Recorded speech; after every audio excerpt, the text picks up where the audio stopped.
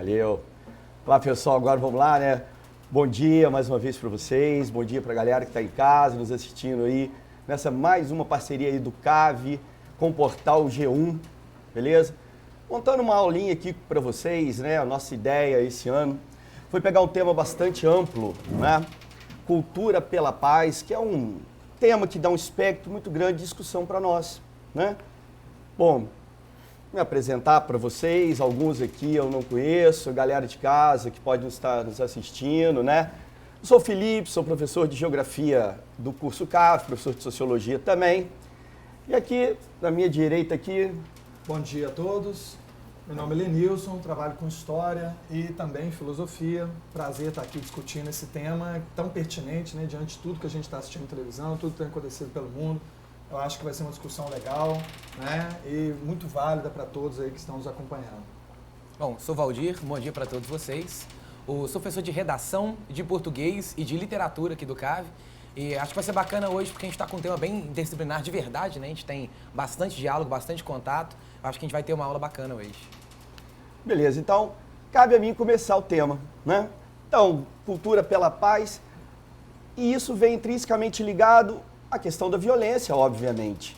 E tem um tema que está tomando conta dos noticiários, né, no mundo como um todo, que é a questão dos refugiados, né, que estão saindo da região da Síria, do Oriente Médio como um todo, áreas do continente africano, né, em direção ao território europeu. Então, é um tema que está muito aí pra gente. E é um tema interessante para nós aqui na questão da cultura pela paz, que nós vamos poder discutir, né, dentro do contexto da história, da geografia, legal, filosofia, sociologia, tudo. Então, antes da gente entrar no assunto propriamente do refugiado, eu vou convidar vocês a ler comigo um pequeno parágrafo que eu tirei de um texto de uma escritora e jornalista canadense chamada Naomi Klein. Ela é uma jornalista e considerada por muitos, inclusive por ela, ela não gosta muito desse termo, mas ela acaba aceitando, de ativista anti-globalização, né?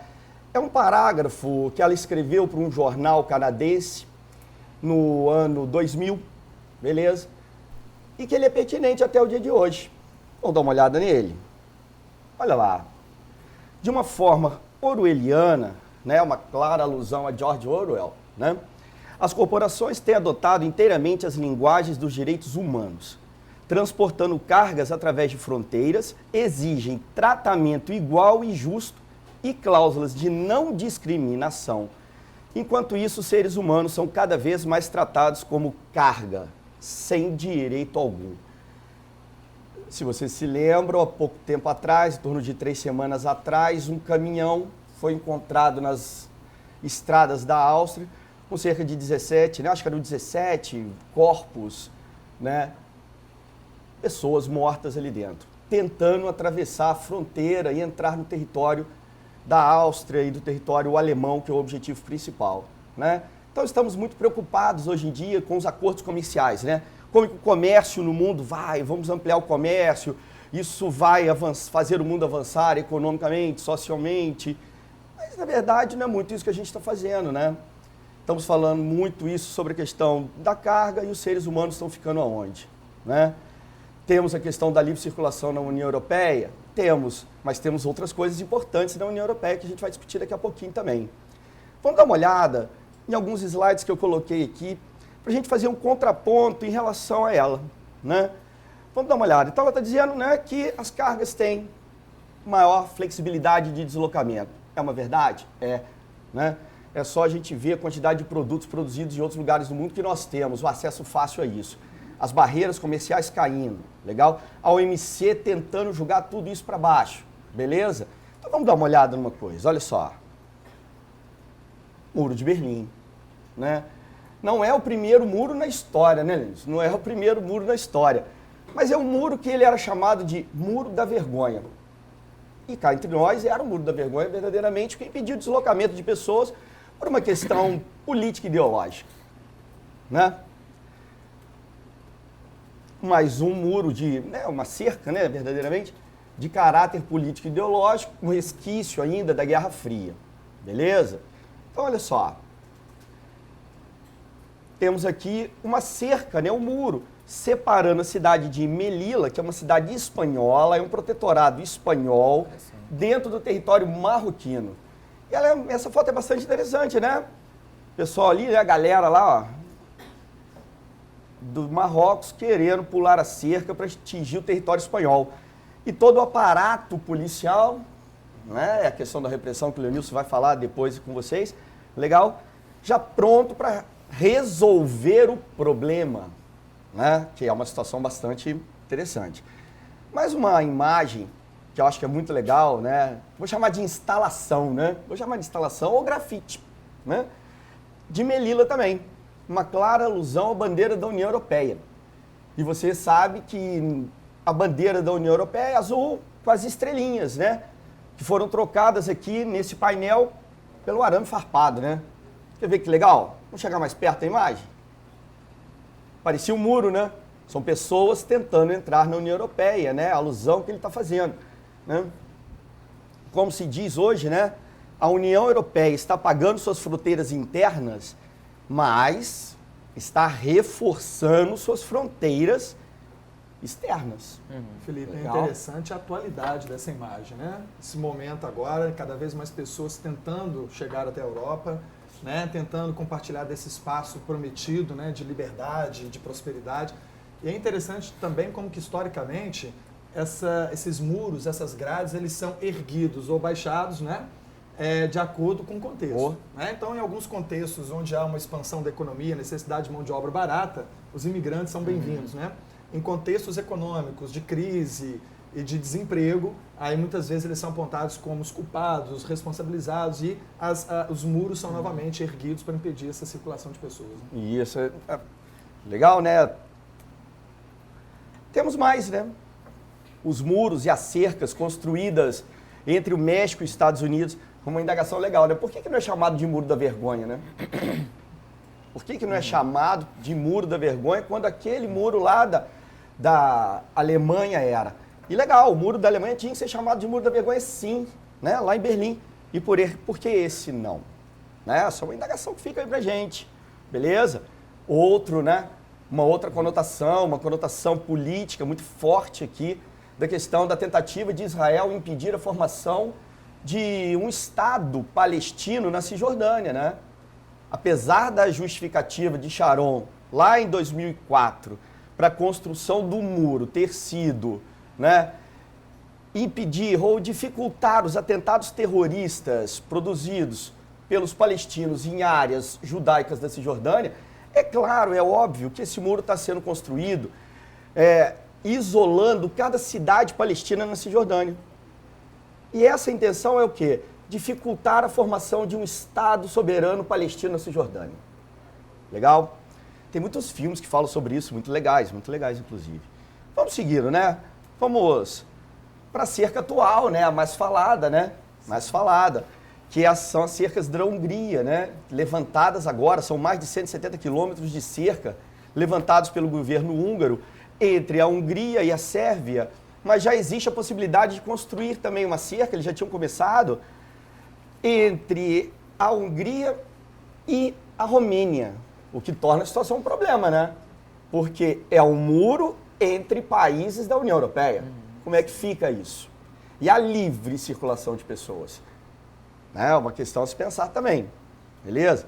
Gosto dessa foto, porque ela tem lá, ó, bandeirinha lá da União Europeia, da Hungria, né? Que a ideia é mostrar a liberdade, né? Deslocamento, igual o Lenilson falou aqui agora, mas agora está cerceando. É uma situação complicada. Mas eu vou fazer uma coisinha aqui. Olha só. Passando aqui, né? Eu acho que isso aqui é uma imagem bastante interessante, que é o seguinte. Nós temos onde foram levantados muros e esses muros caíram, é legal nós não esquecermos que eles estavam ali um dia. Isso é importante pra caramba, né? Então a solução encontrada por Berlim foi essa marca indelével dessa divisão que aconteceu do território. Belezinha? Só pra gente ter uma noção aqui rápida, tá certo? Vamos dar uma olhada ali, ó. Nós temos ali o território da Síria, né? Tá tremendo esse laser, né? Olha só. Olha só. Então, a galera está saindo da Síria em direção à Grécia para entrar aqui na região da Sérvia e atingir a Hungria para chegar então até a Alemanha.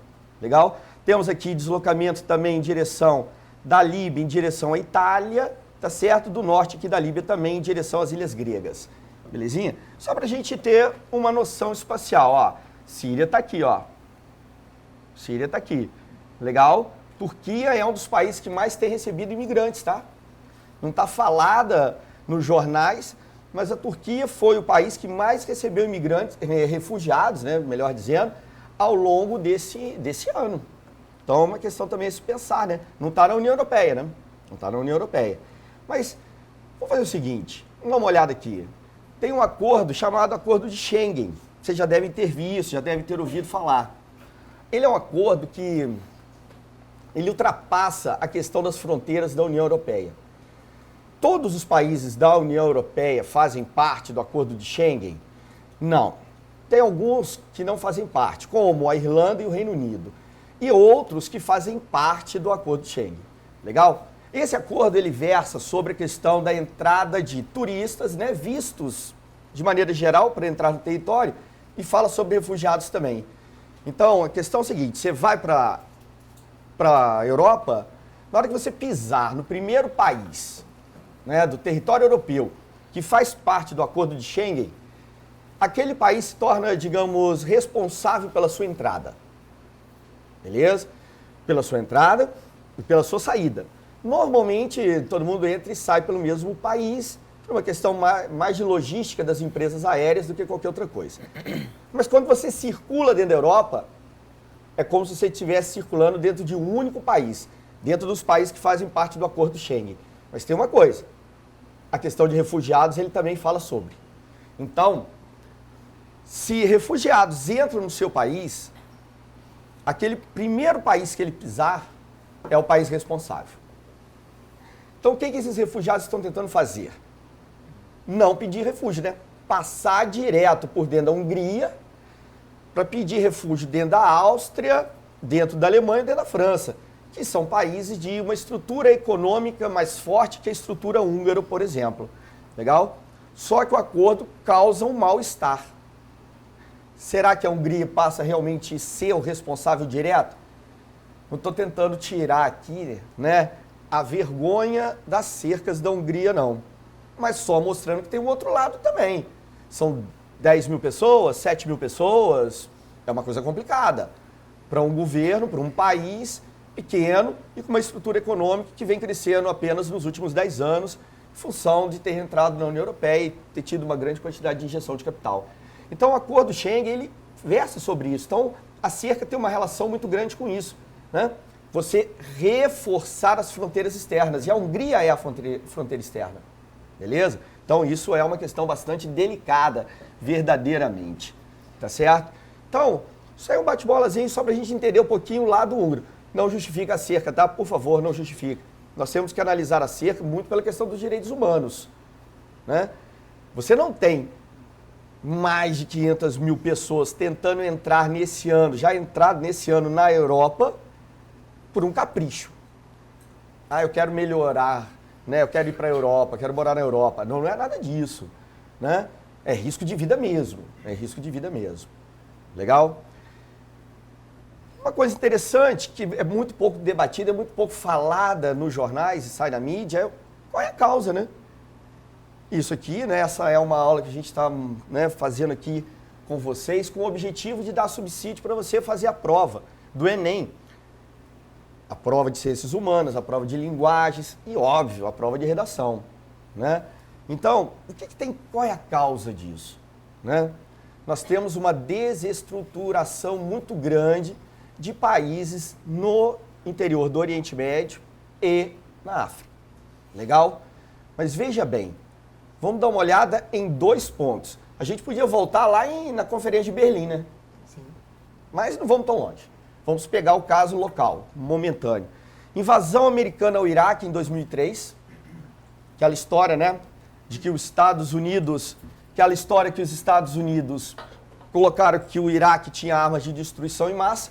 Os Estados Unidos invadem o Iraque, destrói toda a estrutura política econômica, social, militar do território iraquiano.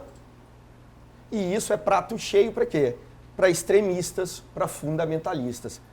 Surge no Iraque o que hoje nós chamamos de quê? De Estado Islâmico.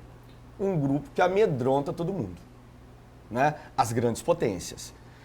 A mesma coisa acontece com a Primavera Árabe, que foi muito aplaudida pelo mundo como um todo, mas ela acabou se mostrando, na verdade, um grande problema, né? Se aqueles governos ditatoriais que estavam lá eram problemáticos, e eram, tá certo? O que ficou da Primavera Árabe foram países, mais uma vez, desestruturados. E países desestruturados levam o quê? A surgimento, mais uma vez, de grupos extremistas. Legal? Primavera Árabe começa na Tunísia, vai varrer o norte do território africano, legal? Vai atingir o Oriente Médio. E tem a Síria, que é hoje o ponto de maior fluxo de refugiados. E por que a Síria? Né? E por que a Síria? A Síria hoje, olha só, né, temos 590 mil imigrantes já dentro do território europeu. Por que a Síria? A Síria foi desestruturada. Os Estados Unidos querem que o Bashar al-Assad saia. É o, digamos, o último empecilho americano a governos pró-Estados Unidos dentro do Oriente Médio. Então, o Assad tem que sair. Lembrando que isso é uma coisa complicada, porque mexe também com Israel. Israel até hoje tem a posse das colinas de Golã, que pertence à Síria. E é um aliado dos Estados Unidos, Israel. Beleza? Quando começa a Primavera Árabe dentro do território da Síria, a situação fica extremamente complexa. Você tem o exército governamental, né? O exército sírio. Agora você tem o exército livre da Síria, que quer derrubar o Assad, obviamente apoiado pelos Estados Unidos nessa hora. Você tem o Estado Islâmico. Você tem a Frente Al-Nusra, outro grupo fundamentalista, tá legal? E ainda tem o exército curdo, que hoje toma conta do norte do território iraquiano. Então, realmente é uma... Isso sem contar nas milícias e grupos de menor envergadura econômica, digamos assim. Porque uma pergunta que de vez em quando eu faço é: da onde que esses grupos tiram dinheiro para comprar armamento? Quanto que custa um fuzil? Quanto que custa a bala do fuzil? Quanto que custa uma bala de metralhadora? Como eles conseguem isso? Né? Essa é uma indagação que fica aí, de repente, para um próximo encontro, para uma próxima fala. Legal? Então, a Síria é completamente desestruturada, né? 590 mil refugiados já chegaram à Europa, segundo o Acnur, que é o Alto Comissariado das Nações Unidas para Refugiados. 2.980 pessoas estão desaparecidas ou morreram, né, tentando fazer a travessia do Mar Mediterrâneo, né? Esquecidas, né? Já esquecidas. Legal? Aqui nós temos os principais países de origem, né? Síria, né? A situação da Síria é a mais caótica nesse instante, e todos os outros países com problemas de ordem política, realmente. Guerras civis, conflitos étnicos, tá certo? Que tem levado a essa desestruturação. Então, olha só. Aqui nós temos o número de pessoas deslocadas por guerras no mundo de 2005 a 2014. São 19 anos, e repare, são mais de 20 milhões de pessoas entre 2005 e 2014. Um número que aumentou, mais de 20 milhões de pessoas. É um número muito grande, né? Então, os conflitos no mundo têm aumentado. E, pô, aí é uma coisa que o Lenilson vai falar com vocês depois. Quais são as soluções que os caras estão buscando, né? Parece que a solução para terminar com o conflito é outro. Sim. Né? Que é uma coisa um pouco estranha, né? Vamos dar uma olhada, ó. Pessoas movidas à força no mundo, 59 milhões. 19 milhões são refugiados. 38 milhões são deslocados internos. Sabe o que significa isso? 38 milhões de deslocados internos? Significa que verdadeiramente as pessoas não querem sair dos seus países. É a última coisa que ela vai tentar. É quando não tem mais jeito. Se a guerra está no local que eu moro, eu tento sair dali para um outro lugar do meu país.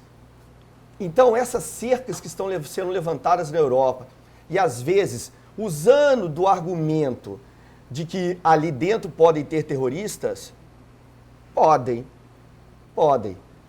Legal? Mas eu não posso cercear o direito dessas pessoas que estão fugindo desses conflitos, simplesmente porque ali dentro eu posso ter alguma quantidade de terroristas. E vamos falar a verdade. Tivemos em 2001 atentados terroristas gigantes nos Estados Unidos e ninguém estava impedindo ninguém de entrar, não foi isso. Legal? Tivemos na Espanha, no trem, tivemos no sistema de metrô, de ônibus e de trem de Londres. Então, nesses momentos, não estávamos tendo nenhum fluxo massivo de refugiados e tivemos os atentados terroristas do mesmo jeito. E é interessante que diante dessa, às vezes, nessa dificuldade para a entrada de imigrantes nesses países, muitas vezes grupos extremistas estão cooptando pessoas da nacionalidade daquele país. Né? Isso. Então, ingleses estão sendo cooptados por esses grupos, franceses, né, norte-americanos. Então, a participação das pessoas do próprio país nesses atentados tem crescido, né? O que também reforça o argumento contra essa política adotada pela União Europeia.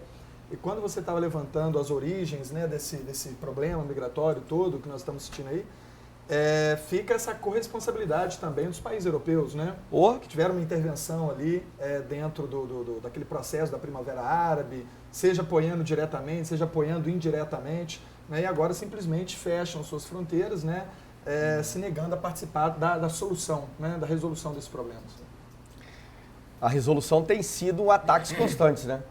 Agora você tem o apoio norte-americano ao Exército Livre da Síria, legal? Você tem o apoio do Reino Unido e da França, e do outro lado agora a Rússia, né? Porque os Estados Unidos, o Obama acabou de falar agora na Assembleia Geral das Nações Unidas, né? Nesse ano agora, essa semana que passou, de que a paz na Síria começa com a queda do Bashar al-Assad. O Putin, né, o presidente da Rússia, falou, não, a paz na Síria começa com a permanência do Assad. E o detalhe, né, o Irã apoia a Rússia nesse instante. Então, criamos uma estrutura geopolítica complicadíssima. Um jogo de xadrez. Né? Um jogo de xadrez. Legal? Aqui nós temos o número de deslocados internos, legal? Só para a gente ver como aumenta ao longo aí dos últimos 20 anos, belezinha? E aqui a Convenção das Nações Unidas sobre Refugiados, né? Mostrando para a gente quem é considerado um refugiado. Uma pessoa que temendo ser perseguida por motivos de raça, vamos entender que essa é uma convenção de 1951, a palavra raça ali, tá legal, galera? A gente poderia substituir por etnia, tá? Ou nacionalidade. Religião, nacionalidade, grupo social, opiniões políticas, se encontra fora do país de sua nacionalidade e que não pode, ou em virtude desse temor, não quer valer-se da proteção desse país. Legal? É isso que a ONU define como refugiados. Legalzinho? O Brasil é signatário dessa convenção. Só que é o seguinte, essas convenções, para elas valerem, elas precisam ser regulamentadas dentro do país. Então, o Brasil tem a Lei 9474 de 97, que regula, né, o refugiado no território brasileiro. Então, aqui só algumas coisinhas da lei para a gente ter uma noção. Olha lá, olha. Para você pedir refúgio, você tem que estar no território brasileiro. Acho que agora a gente entende melhor quando o governo brasileiro libera uma grande quantidade de vistos, principalmente para os sírios. E que visto é este? É de refugiado? É visto de turista mesmo. Entendeu? Para o cara poder chegar no Brasil e, ao pisar no solo brasileiro, ir até a Polícia Federal, tá certo? Pedir o refúgio. Agora o governo brasileiro criou um outro visto, tá? Que é o visto humanitário, que é só para você chegar aqui no Brasil. Tá legal? Quando você chega ao Brasil e pede o refúgio, automaticamente você é considerado um refugiado. E a partir daí você passa a ter os direitos. Mas o seu caso ainda vai ser julgado. Aquilo ali é só um protocolo. Tudo bem, galera? Belezinha? Depois vai ser julgado. E se for indeferido? Pode acontecer de você ter que ir embora. Né? Aí a tentativa do Acnur normalmente é levar para outro lugar, para outro país. Tudo bem? Então aqui, olha, como aumentou o número de refugiados no território brasileiro até 2013, né? Entre 2010 e 2013. E temos aqui, olha só, o número atual. Mais de 8.400, sendo os sírios mais de 2.000 desses refugiados. Pô, onde estão os outros, né? Quem são os outros? Temos muitos colombianos. A questão das Farc, dos grupos de autodefesa, a luta pelo controle territorial ali. É uma luta bastante complicada também, tá legal? Temos muitos senegaleses da República Democrática do Congo, né? Locais onde o conflito é bastante sério realmente hoje no mundo, beleza? E uma coisa que a gente normalmente não pensa. Temos refugiados brasileiros fora? Temos. O número, tá? Tá longe de ser o número da galera do Oriente Médio, países africanos. Óbvio, tá longe, tá certo? Mas temos. Beleza? E a grande pergunta é, por que, né? Por que a galera tá saindo? Por que nós temos pessoas se deslocando do Brasil? Apesar de todos os problemas sociais, econômicos que nós temos, políticos, alguma coisa justifica isso? Justifica. E aí nós vamos cair no tema que eles vão falar. Dá uma olhada comigo, olha. Quais seriam as causas? Né? Vítimas de tortura ou violência no território nacional. Ativistas na Amazônia ameaçados de morte. Medo de perseguição de policiais corruptos, integrantes de milícias e traficantes de drogas. Né? Quem testemunhou crime. São esses os grupos mais vulneráveis dentro do território brasileiro que buscam refúgio no exterior. Belezinha, galera? Então, esse é o link que eu deixo aqui, né, para o Lenilson e para o Valdir continuarem aí o nosso bate-papo, né, Lenilson? Porque a gente está falando de violência e o Lenilson vai mostrar um pouco da questão de como cuidar disso, né? Deixa eu roubar um pouquinho o link do Felipe. Fique à vontade. Felipe, antes de passar para o Lenilson, o Felipe começa a fala dele falando a respeito de como que hoje a mercadoria é tratada como uma individualidade. E é engraçado que ao longo do ano, ao longo das reflexões nos jornais, nós vemos o caminho contrário, como que a individualidade também é tratada como mercadoria. A gente está num país que é a terceira maior fonte do tráfico de pessoas do planeta, né? O Brasil. Então tem gente circulando daqui o tempo inteiro para fora, para ser vendida para trabalho escravo, para atividades sexuais no exterior, para outros tipos de atividades que, se bobear, a gente nem faz ideia do que está acontecendo. Então a gente tem uma mercantilização de corpos humanos que ela vai se estender para vários subtemas que a gente poderia trabalhar. Venda de órgãos, o próprio tráfico de pessoas. A gente tem uma Índia hoje que está se especializando em, por assim dizer, gerar bebês para mães que não conseguem ter filhos, né? O pessoal vai para lá, tem uma clínica de adoção, você paga a barriga de aluguel, a mãe fica, gera criança, entrega, toma. Então você paga, o processo custa em torno de $20 mil para você comprar um filho na Índia, né? Para você adotar um filho na Índia, porque você paga e acompanha o processo inteiro, você tem esse direito, né? Você tem direito de cobrar da mãe alimentação, é uma loucura isso. Então, ao mesmo tempo que a gente está num contexto em que mercadorias estão se humanizando do ponto de vista legal ou do ponto de vista da maneira como nós encaramos essa mercadoria, nós estamos num processo em que seres humanos estão se mercantilizando. A gente está vendendo, comprando, transitando, né? Usando como moeda de troca, né? Então, Lenilson, antes do Lenilson começar, vamos ficar aqui só eu, Valdir. Antes do Lenilson começar, é o seguinte, essa questão do tráfico é bastante interessante, acabei de me lembrar uma coisa. Os refugiados, esses que estão atravessando de barco, eles pagam para atravessar. E esses, vou chamar de barqueiros, tá legal? Estão sendo chamados de traficantes de seres humanos. Será que eles são? Eles são? Eu não vi. Quando atravessa do México para os Estados Unidos, chamamos de coiotes. Será que a palavra traficantes aí não é para tirar um pouquinho o foco do problema? Então, se eu resolver o problema com esses traficantes aqui, ó, tá resolvido o problema. Não é meio assim, né? E é interessante que, dentro dessa questão toda tem sido levantada, os refugiados, a solução que tem sido apontada muitas vezes pelos países europeus é de evitar, né, a chegada desses imigrantes com mais violência, né? E é algo que nós temos acompanhado aqui no Brasil também. Quando surgiu esse convite para falar aqui um pouco sobre a construção de uma cultura pela paz, né, eu fiquei me lembrando dos atos que nós temos acompanhado ultimamente na mídia aqui no Brasil, onde a violência tem aparecido de uma maneira cada vez maior. Óbvio que, historicamente, vivemos num país de uma cultura violenta, né? E violência que às vezes se reflete desde violência contra a mulher, contra negros, contra homossexuais, contra minorias dos diversos tipos, né? Intolerância religiosa, intolerância de opinião, diferente, né? Mas de um ano para cá, isso tomou uma dimensão ainda maior através daquele histórico dos linchamentos, né? Então, pode passar mais uma aí, por favor, que aí vai aparecer o outro, por favor?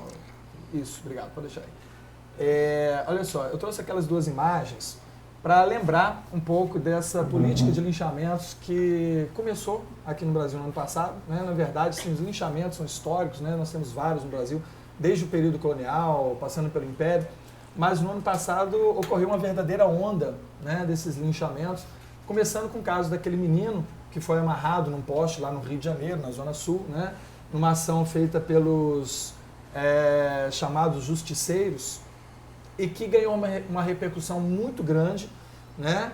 Mas o que mais me espantou nisso tudo foi a colocação da sociedade diante da violência praticada, né? Muitas pessoas legitimando aqueles atos de violência, muitas pessoas apoiando aqueles atos de violência, vistos como a defesa legítima de pessoas de bem. Não é isso? Né? Então, essa política toda de linchamentos que se espalhou, olha só, no ano passado, só até metade do ano foram mais de 50 pessoas linchadas, né? E no primeiro momento as pessoas apoiando, falando de justiça, né? E até que começaram a aparecer os casos de inocentes que foram linchados também, não é isso? Isso aí. Então, começando com aquele caso do professor de história que foi confundido com um ladrão. E por que ele foi confundido com um ladrão? Porque era negro, né? E aí ele começou a ser linchado, a população sem prova nenhuma, e até ao caso daquela moça do Guarujá, né, que foi espancada até a morte, acusada de bruxaria, feitiçaria, né, magia negra, sequestrar crianças. E é interessante nas imagens, né, que foram liberadas na ocasião, como que crianças participando daquele linchamento, né, cidadãos de bem, né, participando daquele linchamento também, filmando, porque até então era tida como uma criminosa, né? E aí a pergunta que a gente fica e mesmo se fosse um criminoso, será que é legítimo esse tipo de ato, né? Quais são as fronteiras entre a civilização e a barbárie, né? Porque um dos elementos centrais do processo civilizatório é exatamente o império da lei. E num Estado que quer ser um Estado democrático de direito, né, nós temos que partir daquele princípio básico de que todo cidadão, né, todo réu é inocente até que se prova o contrário. Né? E a gente percebe que nesses atos, nesses casos, os direitos daqueles supostos criminosos não têm sido nem respeitados. Agora, o que a gente acaba deixando de perceber é que, como já dizia o Barão de Montesquieu lá no século XVIII, no Estado de Direito, quando o direito de um cidadão fica ameaçado, o direito de todos nós fica ameaçado também, né? Porque aí a lei deixa de ser respeitada e esse justiçamento popular acaba sendo sinônimo de justiça, né? Recentemente, se você puder passar aí, por favor. Sou ajudante de palco hoje. Muito obrigado. Recentemente, né, ganhou notoriedade essa polêmica gerada em torno dos arrastões lá no Rio de Janeiro, nas praias ali da Zona Sul, quando um grupo, né, de classe média lá da Zona Sul decidiu reagir, né, supostamente uma legítima defesa contra esses assaltantes que vêm de outros bairros para as praias, né, que eles frequentam. Então eu peguei inclusive uma notícia onde eles falam, olha, justiceiros de Copacabana, 30 praticantes de artes marciais realizam blitz na Zona Sul em busca de moleques de chinelo com cara de quem não tem R$1 no bolso. Né? E é aí que nós começamos a identificar quem é o criminoso, ou um criminoso em potencial. Né? Como nós identificamos? Pela cor da pele, pela aparência, pela vestimenta. Né? E é interessante, o que mais me causa espanto é a reação ou a ausência de reação da sociedade diante disso. Né? Porque um dos integrantes desses justiceiros, quando ele foi abordado pela reportagem, ele argumentou que não estava fazendo nada de errado, tanto que os próprios policiais não o reprimiram. Né? Pelo contrário, apoiaram a ação daquele grupo. E o que nós temos visto é exatamente a ação do Estado nesse sentido. Né? Realizando blitz para quem vai para a praia, e um dos critérios para ser retirado do ônibus é esses critérios, né, que nós comentamos, a cor da pele, né, se tem dinheiro, se não tem dinheiro, a vestimenta, né? Um parêntese, né?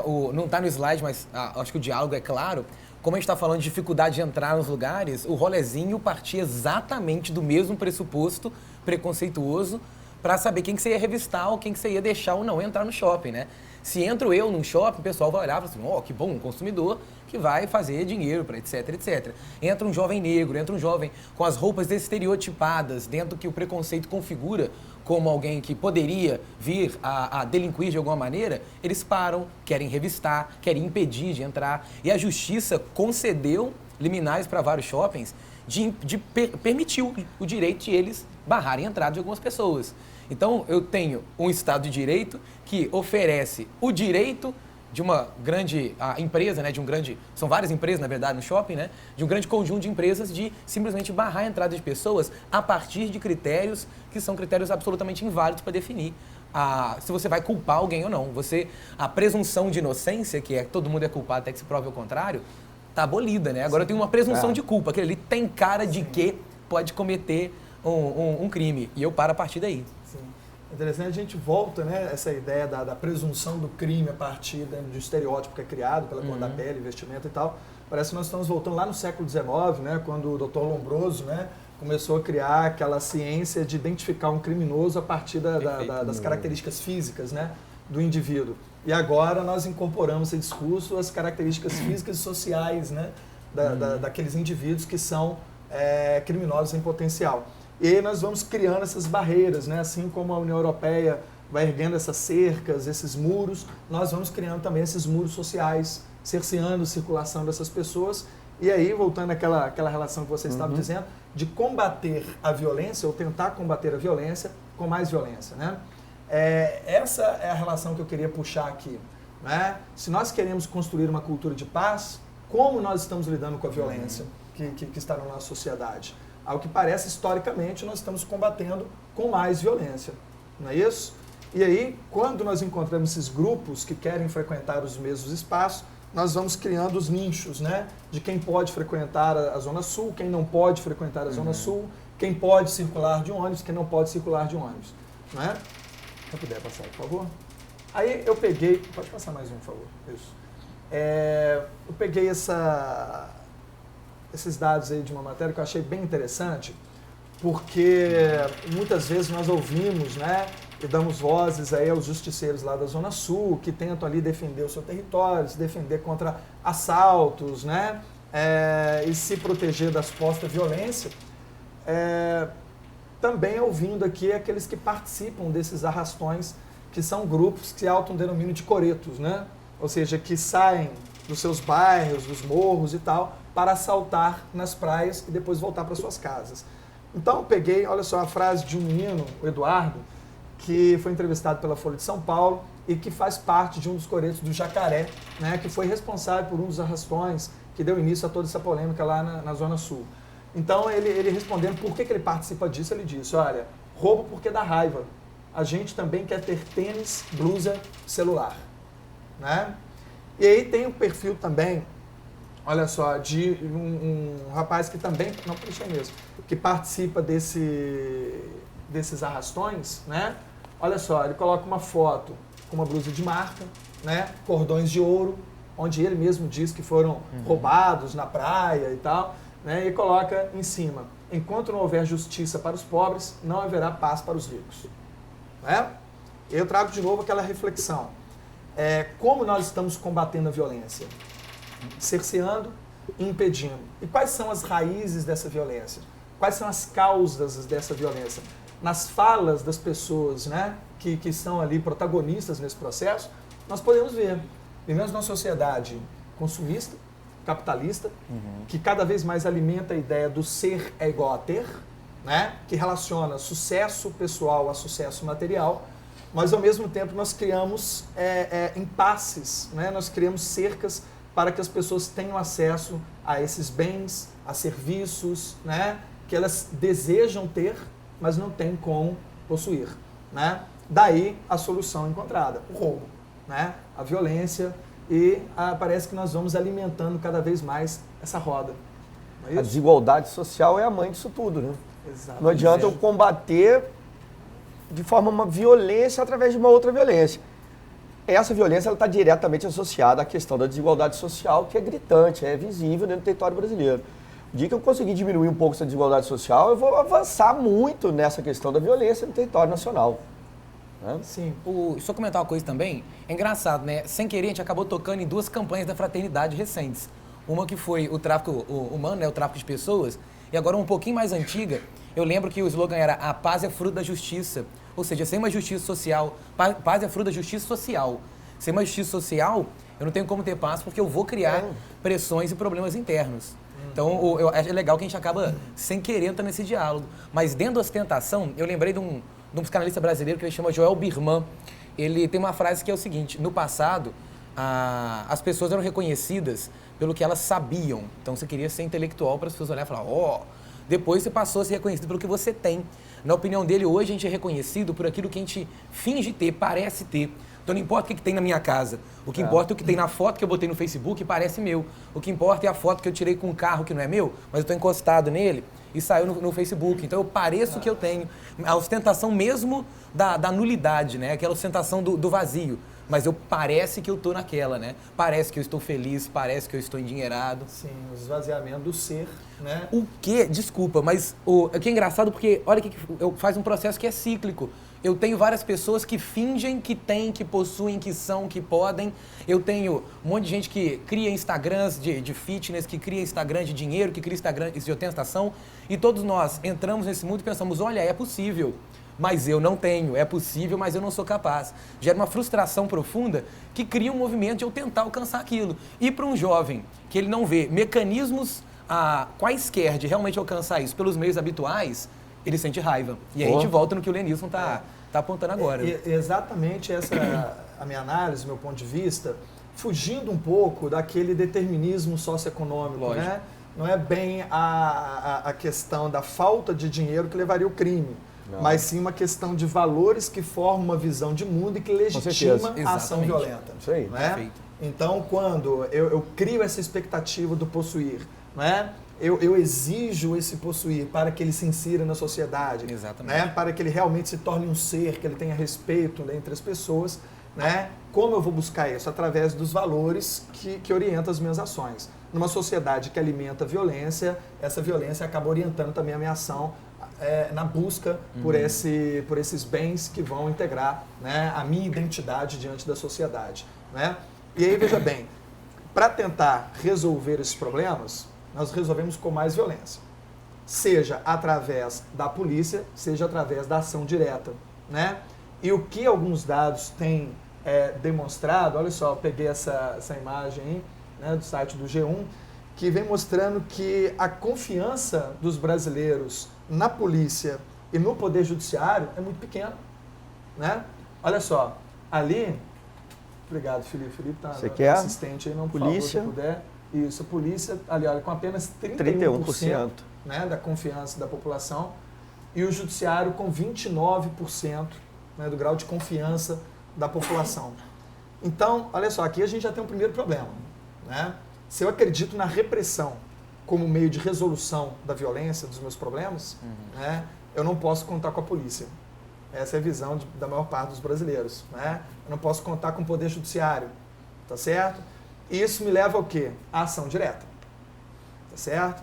Daí esses casos de linchamento, daí os casos das blitz lá na Zona Sul feita pela população local. Né? Já que o Estado falido é incapaz de garantir a minha segurança, eu mesmo vou fazer.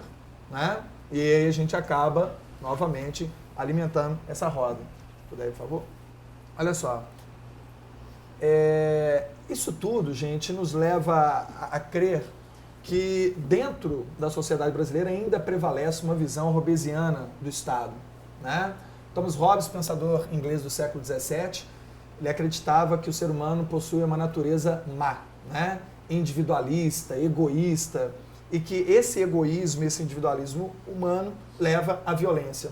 Né? Então, dentro de uma sociedade marcada pela violência, a única forma de conter a violência seria por um Estado forte. Um Estado que reprime o indivíduo e que, portanto, impede a ação violenta. Né? Tá vendo? Olha só, nós temos aqui o Estado violento reprimindo uma natureza violenta das pessoas. E esse modelo que nós temos seguindo durante décadas e décadas, ao que parece, mostra falido. Tanto no grau de confiança das pessoas, quanto na prática, como a gente pode observar, a criminalidade aumentando cada vez mais. Não é isso? Aí, um outro elemento também dessa análise é que a nossa sociedade busca, então, soluções a curto prazo. Como resolver o problema da violência? Nós não pensamos em políticas públicas, né, a longo prazo, programas sociais com os jovens, com as crianças, né, mas pensamos na polícia. Aí sim é uma solução imediata. Então, como é que eu vou resolver esse problema da violência? Prendendo quem está vindo me assaltar, prendendo quem está vindo para o meu espaço, prendendo o diferente, né? Isso tudo é herança de uma cultura da violência, que vem, né, desde o nosso histórico de escravidão, né, onde se corrige o escravo através da violência, né? Lá no começo dos slides aqui nós vimos aquela imagem do jornal Extra, né, onde ele fez uma comparação entre o homem que foi linchado pela população com uma imagem clássica de um escravo sendo açoitado no poste, né, ali no Pelourinho. Então essa herança fica na nossa cultura, depois alimentada também pelo período, né, da ditadura militar, onde também se resolvia através da violência, da tortura. Como é que isso fica numa cultura, né, que vai não apenas da polícia, do Estado, mas também se reflete inclusive nas relações sociais e familiares. Não é isso? A ponto de ser necessário criar uma lei para se proibir o castigo físico nas crianças dentro de casa. Olha só, já começa ali a criação de uma cultura da violência. Né? Como é que eu vou corrigir meu filho? Eu vou corrigir através de uma chinelada, eu vou corrigir batendo, eu vou corrigir agredindo. Né? E como é que ele vai aprendendo a resolver os seus conflitos? Também agredindo, também batendo, né? Também violentando. Isso tudo demonstra uma manutenção do status quo. Ou seja, mudar é difícil. Né? Mudar incomoda. Então, se tem alguém querendo conviver no meu espaço e aquilo me causa algum tipo de constrangimento, algum tipo de incômodo, né? O que eu faço? Eu impeço a mudança. Né? E esse impedimento se dá novamente pela ação violenta. Ok? Agora, diante desse quadro todo, dessa visão robesiana, né? Que legitima a violência, aí nós voltamos à questão inicial, né? Como construir essa cultura de paz? Primeiro a gente tem que passar por uma questão do que é a segurança pública. Né? Já que o problema central aqui é a segurança pública, aí aparece aquele cartaz que o Valdir estava falando agora há pouco, né? De uma das campanhas da fraternidade, né? Promovidas pela Igreja Católica, mas já é ecumênica há bastante tempo. Eu achei interessante esse cartaz, olha só, a paz é fruto da justiça. Né? É um contraponto a essa visão robesiana, que acha que a paz só é possível através de um Estado forte e opressor. Aqui é uma outra visão. Né? A paz é resultado da justiça. Então, olha, eu trouxe uma definição básica sobre, né, o que nós poderíamos considerar como segurança pública. Veja bem, um conjunto de dispositivos e de medidas de precaução que asseguram a população de estar livre do perigo, dos danos e riscos à vida e ao patrimônio. Né? Agora, como alcançar essa segurança pública? Como conseguir essa segurança pública? Através de instrumentos de coação, justiça, defesa dos direitos sociais e saúde. É aqui que entra um ponto interessante que às vezes passa, né, desapercebido quando a gente discute a questão da segurança. Veja bem, olha só, né, instrumentos de justiça. E quando a gente fala em justiça, nós estamos falando aqui do direito de defesa do cidadão, né? Direitos sociais, aí nós estamos falando acesso à educação de qualidade, né? Já que nós vivemos numa sociedade que estimula o ser é igual a ter, um dos caminhos para isso seria o quê? A educação, certo? Essa promoção socioeconômica se daria eventualmente, né, ou potencialmente através de uma educação de qualidade. Quando nós tiramos essa possibilidade de uma educação de qualidade que permite a ascensão social de uma parcela significativa da população, né? O que nós estamos fazendo? Alimentando o status quo, alimentando as desigualdades, impedindo o acesso dessa população a bens, serviços, né? E que poderiam contribuir para uma cultura de paz, de convivência pacífica entre pessoas de diferentes segmentos sociais, né? Então, olha só, será que esse o conceito, né, a ideia de segurança pública que tem orientado a nossa sociedade ultimamente? Né? E, por favor, se puder. Eu posso falar um pedacinho sobre essa questão de segurança pública? É legal, porque o Lenilson trabalha a questão de que é uma solução que seja rápida, que seja a longo prazo. Ao mesmo tempo, a gente está lidando com um problema que ele não aceita soluções de curto prazo, simplesmente não funciona, não dá certo. A gente tem pesquisas que indicam, por exemplo, como que aumento de policiamento nas ruas não reduz significativamente a violência, causa periferização da violência e aumento da sensação de segurança do cidadão regular. A gente tem pesquisas que mostram como que ações repressivas, elas não reduzem os problemas que estão envolvidos. Talvez a guerra contra as drogas norte-americana e brasileira sejam os grandes exemplos.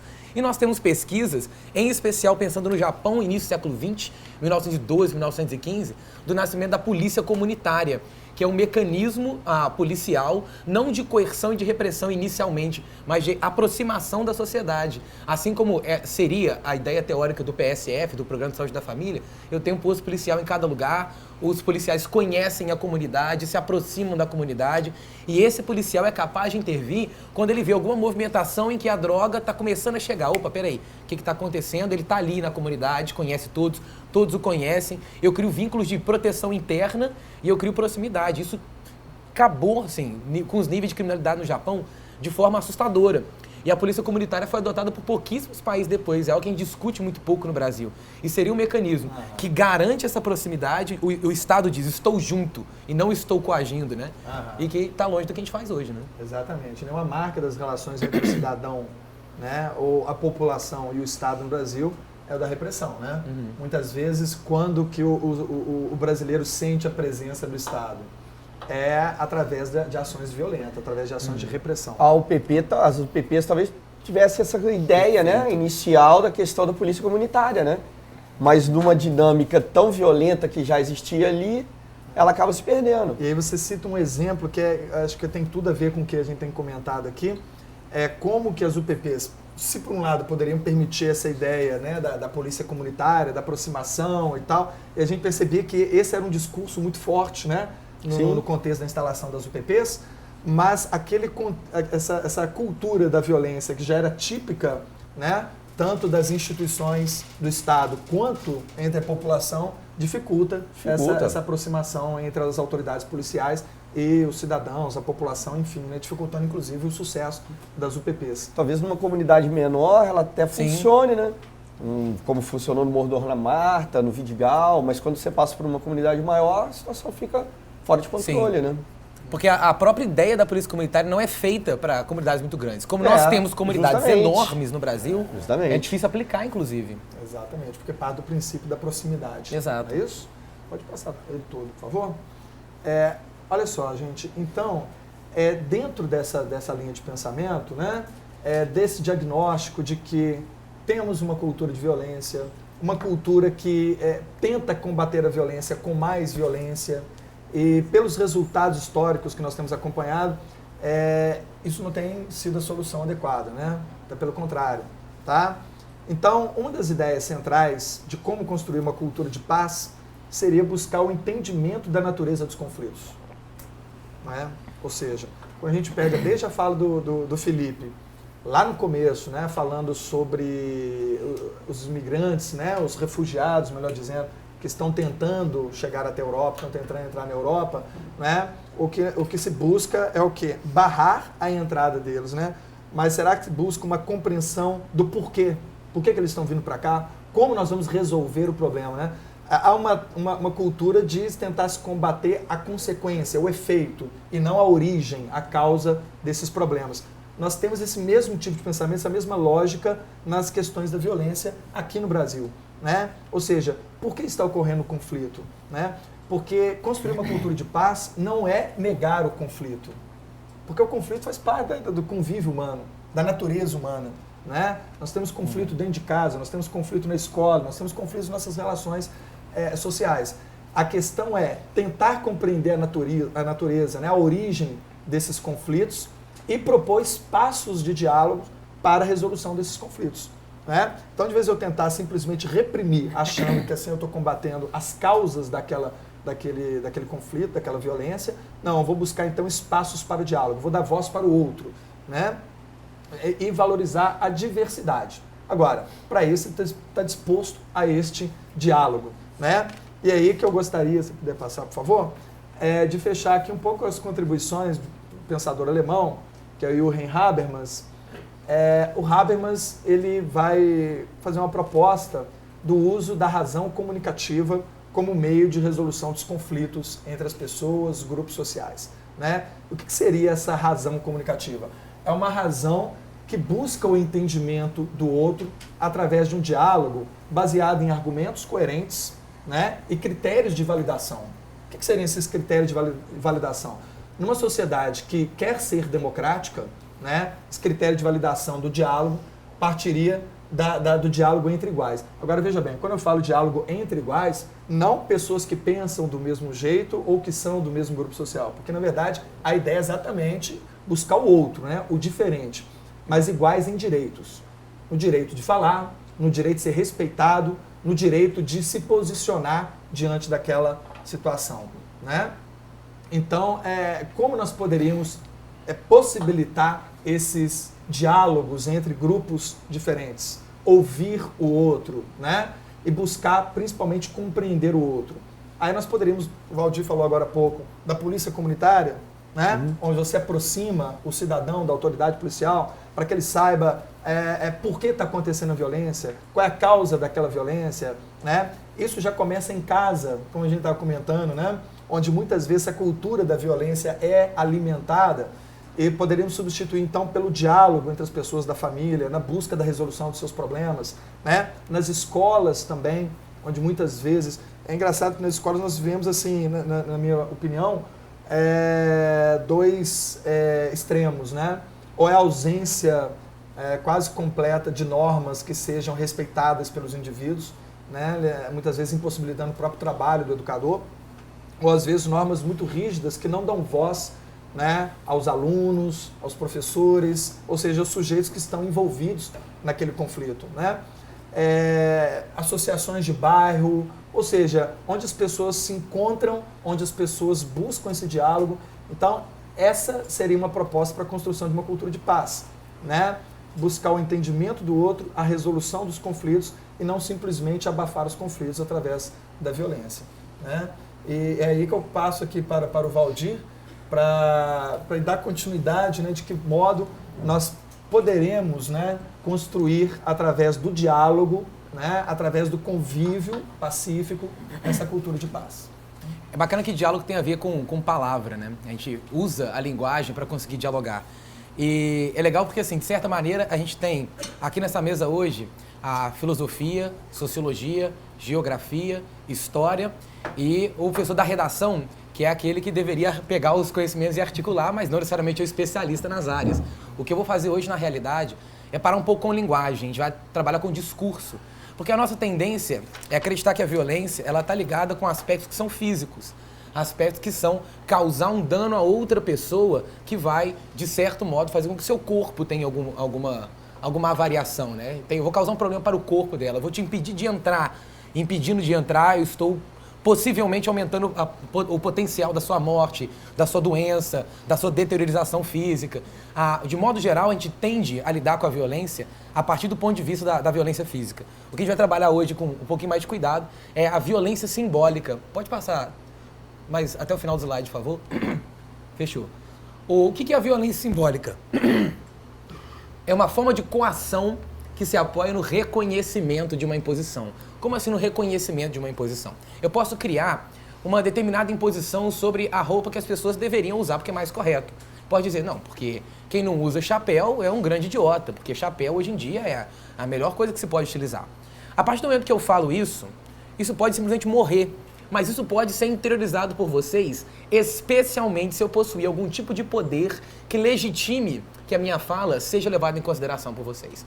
Então, a partir do momento que eu me encontro em posição dominante, posição hegemônica, eu recebo um espaço discursivo privilegiado dentro do qual o que eu falo é ouvido. Aí nós temos a política, aí nós temos a mídia, aí nós temos os endinheirados, aí nós temos várias possibilidades de espaço social em que a pessoa determina o discurso. Então, se vocês acreditam no que eu digo, se vocês reconhecem a imposição que eu estabeleço, vocês começam a usar chapéu, não porque vocês acham que é bacana, mas porque existe um discurso que é instaurado de forma violenta e subreptícia para todos nós, para configurar aquele que não usa chapéu como alguém que está equivocado. É claro que o chapéu é apenas um exemplo bobo para pensar uma problemática muito mais séria do que isso.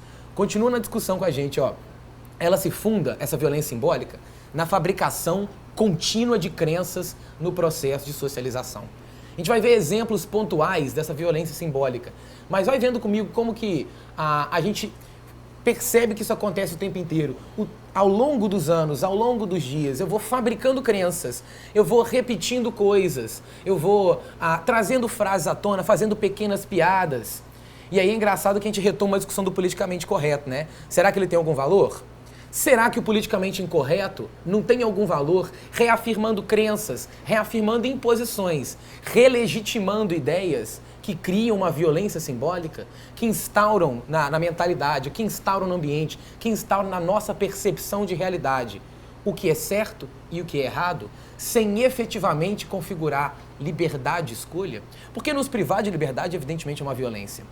É exatamente a privação da liberdade que impede o indivíduo de entrar num outro país. É exatamente a privação da liberdade que impede o indivíduo de se defender publicamente diante da lei, que faz ele ficar amarrado num poste enquanto as pessoas decidem o que fazer com ele.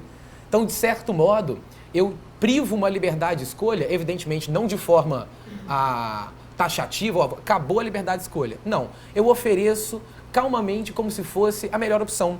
Por isso que ela é chamada de simbólica, né? Ela vai vindo nos símbolos, ela vai se assentando, a gente nem percebe que ela está acontecendo. O conceito do Pierre Bourdieu, tá, gente? Para eu falar de onde vem a ideia, né?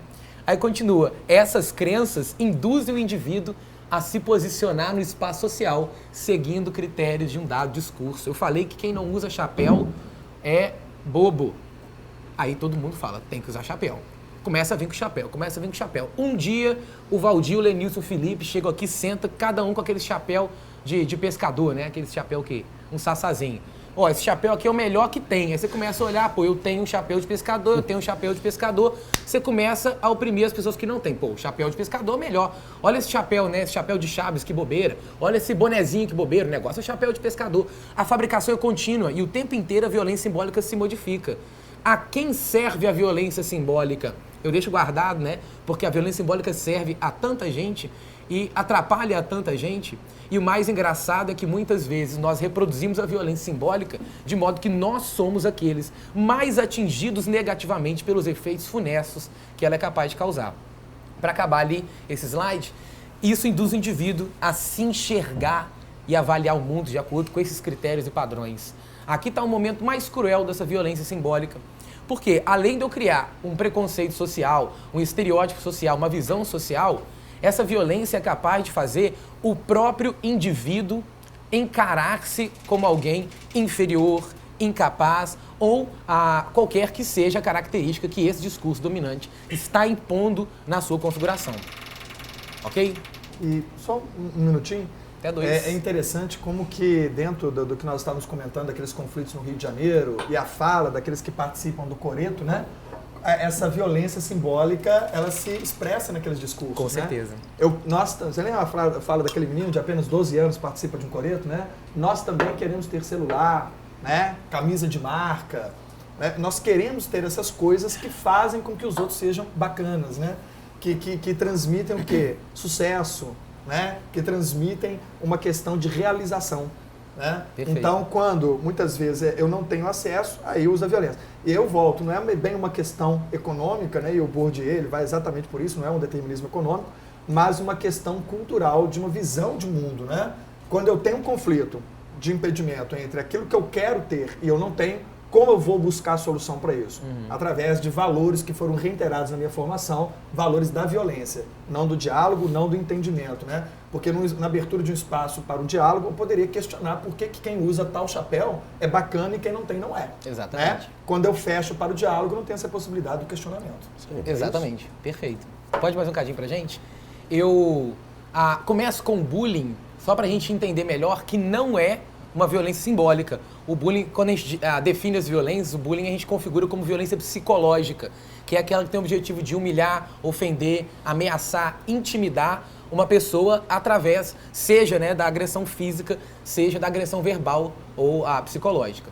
Então, Imagina comigo, o jovem que sofre bullying ao longo de toda a sua vida por alguma característica peculiar que ele possui e que diferencia ele dos demais.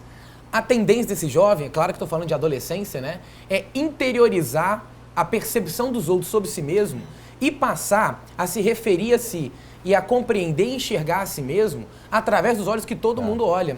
Afinal de contas, a nossa identidade é formada de forma dialógica, né? O que eu acho que eu sou, o que minha mãe fala que eu sou, o que meus amigos acham que eu sou, com quem eu me identifico. No meio de todo esse processo, eu estou formando aquilo que eu, de fato, vou vir a ser enquanto indivíduo, enquanto individualidade que se manifesta, né, enunciativamente. Agora, a partir do momento em que a formação da personalidade de alguém é intensa e excessivamente aviltada pela crítica, pela ofensa, eu faço que esse indivíduo passe a se imaginar dessa maneira. Então, eu estou pensando isso ainda numa esfera pequena. A gente pensou no chapéu, a gente pensou no jovem sofrendo bullying. Vamos começar a pensar que tipo de discursos que legitimam uma cultura de violência, que legitimam uma cultura que está em desacordo com aquilo que nós de fato queremos, estão hoje patentes na sociedade brasileira como um todo. Pode mais um pra gente? Todo mundo viu esse filme, né? Essa é uma cena do Tropa de Elite 2. Vocês vão se lembrar que é o momento em que eu tenho um defensor dos direitos humanos dentro da penitenciária, ele está negociando o fim da rebelião na penitenciária, e aí, de repente, a tropa do BOP invade e se posiciona. No momento que eles se posicionam, um dos presidiários pega o rapaz dos direitos humanos pelo pescoço e fala, olha, se vocês fizerem qualquer coisa, eu mato ele agora. O rapaz dos direitos humanos dizia, calma, eu estou conversando, tá tudo bem, vai embora. O rapaz com sangue frio espetacular, né, com uma arma no pescoço, calma, gente, tá beleza, podem ir para casa, né? E aí, na verdade, esse personagem que é o Matias, ele dá um tiro no outro que está segurando no cara que está segurando a arma. Ele está prendendo o refém, pá! Ele morre. Nessa hora, a tela escurece e você escuta a voz do Capitão Nascimento. O Matias não fez errado, né? Mas ele fez exatamente aquilo que ele aprendeu no BOP. Matou o vagabundo para salvar o refém. É engraçado como que a gente não presta atenção. Mas a partir desse momento, a partir do momento que aparece essa dicotomização entre vagabundo e refém, eu estou instaurando uma dicotomia de compreensão da realidade para uma sociedade que acha que eu tenho pessoas vagabundas e pessoas que são reféns daqueles que são vagabundos, que acha que tem os bandidos e tem as vítimas que somos nós. A partir do momento que eu faço isso, além de eu inviabilizar uma razão comunicativa que cria o diálogo, eu estou instituindo um inimigo. Porque se eu sou refém e ele é o vagabundo, quem que é o meu inimigo? E é impressionante como que filmes como esse levantam, né, um movimento de violência que já está dentro de nós por causa da cultura, ou reforçam ele ainda mais. Ou as duas coisas, ainda naquele movimento cíclico, né? Existe a violência, eu mostro um filme que a reforça, as pessoas se sentem encorajadas pelo filme, e o tempo todo eu tenho uma espiral, na verdade, né, de comportamentos violentos que vão se configurando. Essa mesma dicotomia aparece no outro discurso. Passa pra gente, por favor. Que é um discurso contemporâneo, frequente com relação ao desarmamento. Olha lá, desarmamento do cidadão de bem é um sucesso. Enquanto isso, os bandidos, infelizmente, ainda não aderiram à campanha. É bacana, né? Quem que é cidadão de bem? Eu me lembro, eu estudei no colégio militar, eu tenho um grupo com amigos do colégio, e eu me lembro que uma vez alguém mandou uma mensagem assim no grupo. Pô, gente, todo mundo aí virou cidadão de bem, né? O pessoal virou militar, casou, teve filho. E eu fiquei pensando, gente, será que eu sou cidadão de bem, no fim das contas?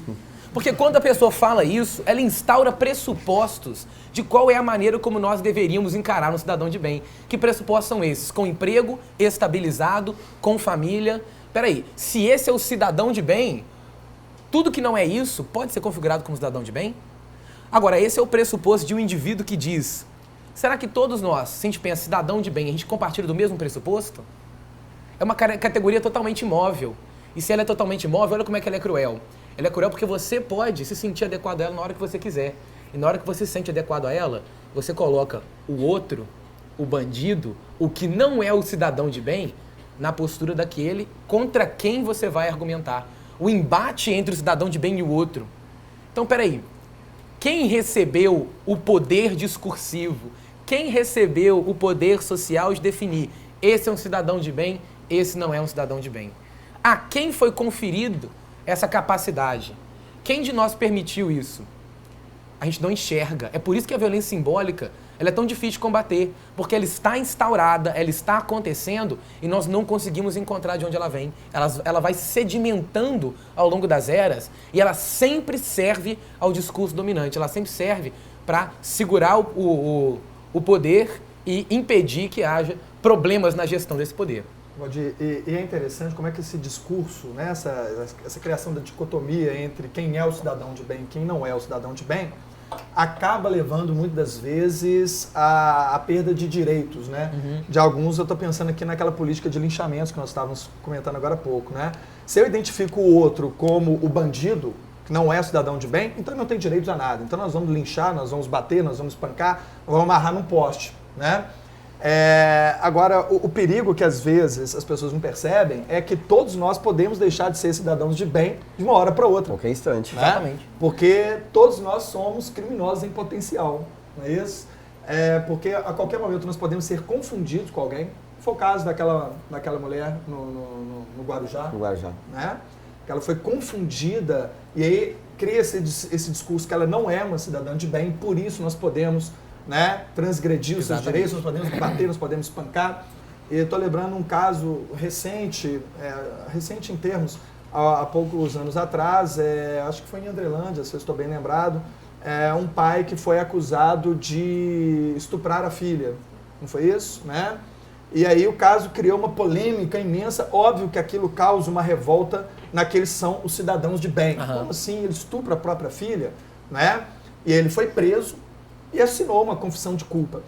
E depois, né, descobriram que, na verdade, a menina não foi estuprada, ela tinha um sangramento devido a um câncer. Nossa. Né? E aí foram investigar por que ele assinou aquela confissão de culpa.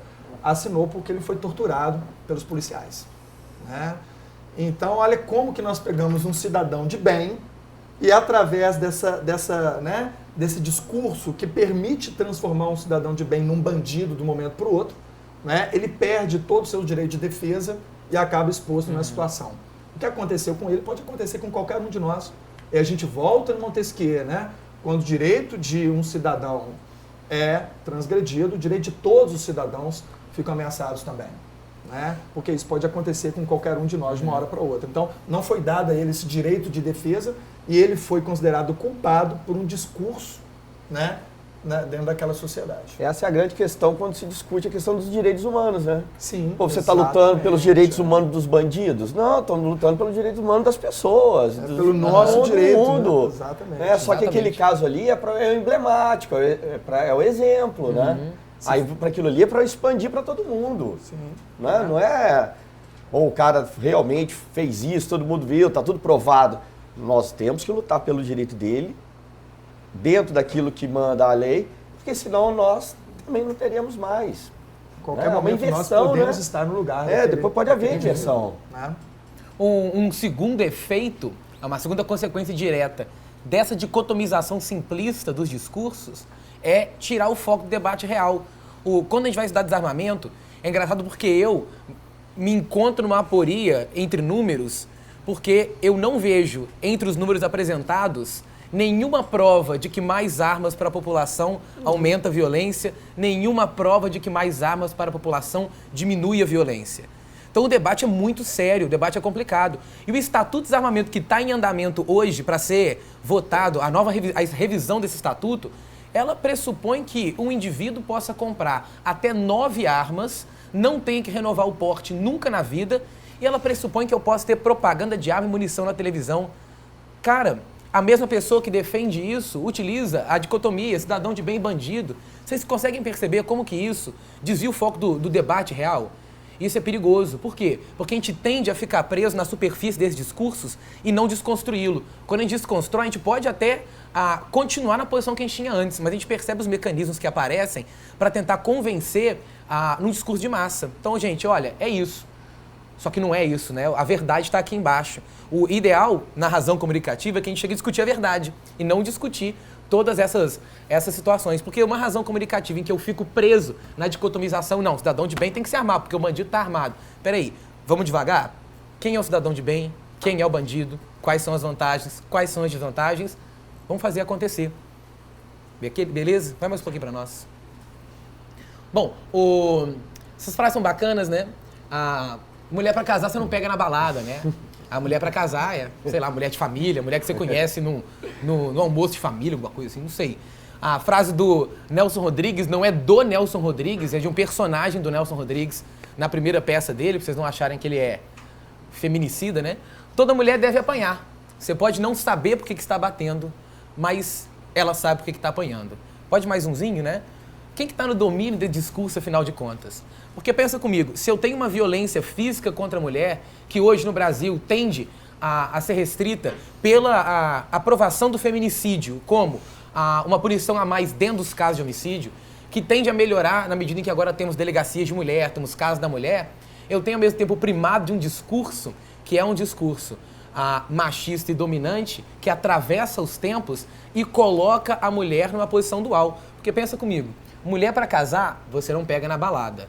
Pensa só, gente, pressuposto e implícito. Olha o que esse discurso tem pressuposto no seu interior, que existem dois tipos de mulher. A mulher para casar e a mulher que não é para casar. Isso não é um pressuposto? Dentro desse discurso, eu tenho outros pressupostos que dialogam com o nosso conhecimento de mundo. Isso é português puro, né? É a interpretação de texto. Olha lá, a mulher para casar não tá na balada. Quem tá na balada é a mulher que vai pra festa. É a mulher que gosta da zoeira. Essa não casa. A mulher que é pra casar é a mulher certinha, santinha, bonitinha, correta. Eu crio essa dicotomização e essa dicotomização cria para mim estratégias de controle de comportamento. Porque se todos nós compartilhamos dessa ideia, isso é única e exclusivamente uma maneira de controlar o comportamento feminino.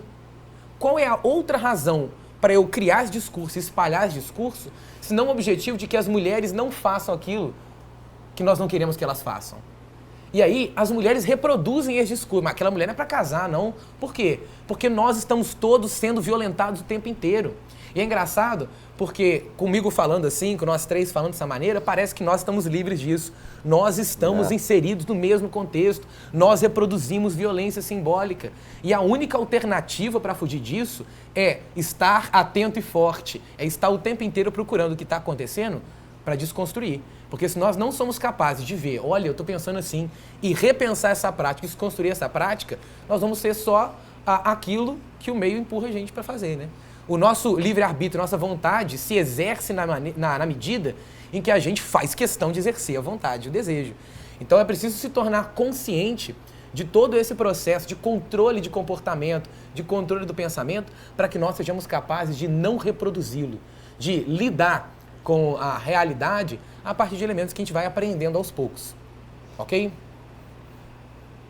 Mas, né, eu peguei vários pontinhos pra gente pensar essa violência simbólica. Bom, eu acho até difícil comentar esse, porque esse me dói um pouco, né? Eu falei moreno porque achei que você ia ficar constrangida se eu falasse negro. Você não é negra, seus traços são finos, sua pele nem é muito escura. Se você pegar os jornais na época da primeira eleição do Obama nos Estados Unidos, fazer uma análise assim, passar o olho, você vai ver algumas absurdidades. Por exemplo, entrevista com gente, mas você votar no Obama? Eu vou, mas ele é negro. E a resposta, ele nem é tão negro assim. A mídia dizendo que o Obama estava acting white, ou agindo branco, agindo como branco. São absurdos, por exemplo, que evidentemente o Obama usou para garantir a eleição, né? Eu não sou tão negro assim, eu também estou com a elite branca, aquela coisa toda. Mas são discursos que se manifestam no Brasil daquela maneira. Peraí, se eu falasse negra, você ia ficar constrangida. Que tipo de constrangimento ou de ofensa pode existir na hora que a gente determina um padrão cromático para a pele de uma pessoa? Esse constrangimento tá na maneira como nós lidamos com isso tudo. Quando você vai descrever alguém, você não fala, é um moreno, é um que tá sempre não sei onde, é um que faz assim. A gente tem medo de falar assim, é negro, né? Por quê? Porque na nossa mente, na nossa cabeça, dentro de uma cultura brasileira, negro e negativo estão diretamente vinculados. Quando eu entendo que uma coisa não tem vínculo nenhuma com a outra, e quando eu faço um esforço consciente para, na minha fala, eu quebrar com esse tipo de preconceito, eu estou desconstruindo. E aí eu estou caminhando contra o racismo. Eu poderia citar 300 falas, tanto com relação ao preconceito de gênero, quanto com relação ao preconceito racial, não é verdade? Infinitas falas. Mas acho que dá pra gente ter uma noção de como que a violência simbólica se instila, né? Quietinha, devagarzinho, fazendo com que nós tenhamos que lutar contra ela. E é interessante que nesse exemplo que você está citando, como que o poder de quem está no discurso, né, que foi sua fala inicial e está sendo como linha condutora aí, inverte uma situação, né? Porque quando eu me refiro, se eu tenho 2 amigos que são o Valdir, aí eu falo assim, não, o Valdir, um lourinho, né, do olho claro, não tem problema nenhum, né? Agora se eu falo, não, o Valdir negro, o outro fala, poxa, nossa, mas que comentário racista, né? Quando na verdade é o contrário, né? E aí eu sou tido como racista porque fiz uma referência, né? Enquanto na verdade a condenação que no fundo, o discurso racista. E nós vamos alimentando isso sem perceber e sem conhecer. Né? Exatamente. É legal quando a gente se pergunta, né? Mas por que isso é racismo? Mesmo que a gente chegue à conclusão de que é. Mesmo que a gente chegue à conclusão de que não é. Mas se perguntar, não é? Porque a gente precisa agir conforme o que a gente acredita. A única coisa que resta pra gente é agir conforme o que a gente acredita. Se a gente não sabe no que a gente acredita, o que nos resta? Dentro da minha posição política numa sociedade em que eu tenho voz restrita, né? Nós não fazemos parte do discurso dominante, a gente não está configurando o discurso. O que eu tenho que fazer? Eu preciso dizer e agir da maneira que eu acredito que tem que ser feito. Então é preciso que a gente se conteste, a gente converse conosco mesmos. Olha lá, né? Ele é gay, mas ninguém diz, né? Se veste igual todo mundo. Cara, olha a dicotomia que se instaura. Porque eu tenho todo mundo e eu tenho gay. Você percebe? Se ele se veste igual todo mundo e por isso não parece gay, eu configuro mentalmente uma ideia de homossexual que sempre será estereotipada no campo daquele que se veste de forma escrachada, daquele que anda de maneira diferenciada, como se houvesse algum problema nisso, né? Por quê? Só existe aquela dicotomização porque existe no enunciador um desejo de diferenciar o homossexual que se porta supostamente como heterossexual e o homossexual que se porta supostamente como o estereótipo de homossexualidade pressupõe. Então eu quero diferenciar os dois. Olha de baixo, tudo bem ser gay, mas não precisa ficar desminhecando. Ou, adoro gay, mas não gosto que fiquem se beijando na minha frente. Suponhamos que eu achasse muito bacana óculos de aro preto, mas não suporto gente com óculos de aro preto na minha frente. Isso legitima que eu saia falando isso por aí e querendo me afastar de pessoas com óculos de aro preto? Pode até legitimar, eu seria uma pessoa esquisita que vai ter poucos amigos. Agora, se eu falo isso, você reproduz, o outro reproduz, isso se torna uma verdade simbólica. Essa verdade simbólica faz com que a gente entenda discursivamente que tudo bem a pessoa ter a sua orientação sexual, mas nem tudo bem ela exercê-lo na minha frente. Em momento algum nós paramos para nos contestar, para nos perguntar se a nossa orientação sexual ou a nossa maneira de viver a nossa sexualidade pode ofender o outro à nossa volta. Talvez a reflexão seja, se ofende o outro à nossa volta, é uma pena para o outro, a não ser que eu esteja privando ele de direitos ou causando algum dano efetivo para ele. Correto? Ora, tudo isso é uma espécie de patrulha comportamental. Repetir isso regularmente todos os dias. Repetir isso com piada na mídia. Repetir isso dentro da sala. Repetir isso com os amigos. Repetir isso é apenas uma estratégia, consciente ou inconsciente, de manutenção da violência simbólica também sobre esse grupo. E aí, pra gente meio que empacotar e fechar essa brincadeira. O estereótipo, todo mundo conhece esse termo, e é engraçado que estereótipo vem do grego, né, uma ideia certa, né, tipo assim, uma imagem correta, uma imagem exata, uma imagem rígida. Então é como se o estereótipo definisse alguém em sua origem.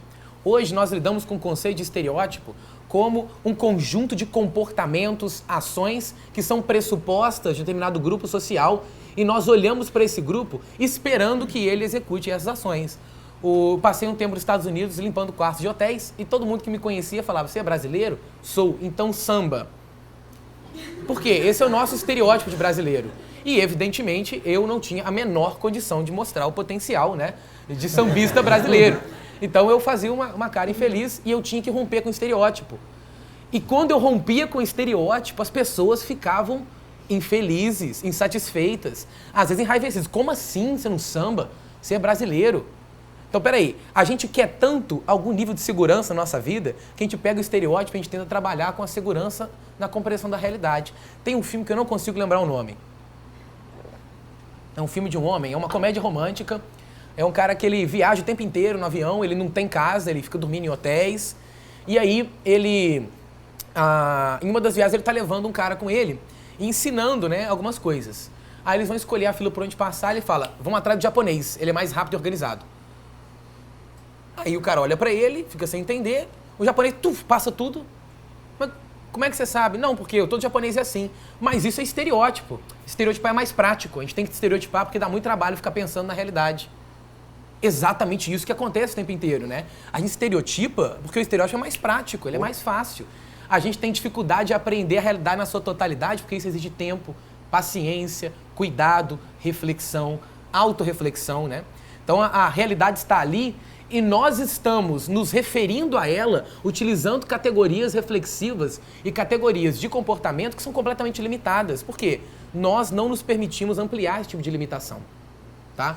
Agora, existem evidências que pode ter uma espécie de mecanismo cognitivo que favorece o nascimento de estereótipos. O Piaget ele é um biólogo suíço, ele não é um educador, ele cria toda uma teoria sobre crianças, mas ele é biólogo, né? A teoria veio depois, a teoria de educação veio posteriormente e foi chamada construtivismo.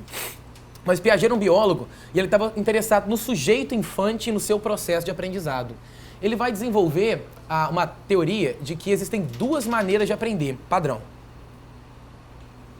Primeira maneira é por assimilação. O que é assimilação? Eu tenho uma categoria mental na minha cabeça. Sempre que eu aprendo uma coisa que cabe naquela categoria mental, eu puxo ela, pronto, assimilei. Por exemplo, na sua cabeça, por exemplo, pode ter filósofos contratualistas.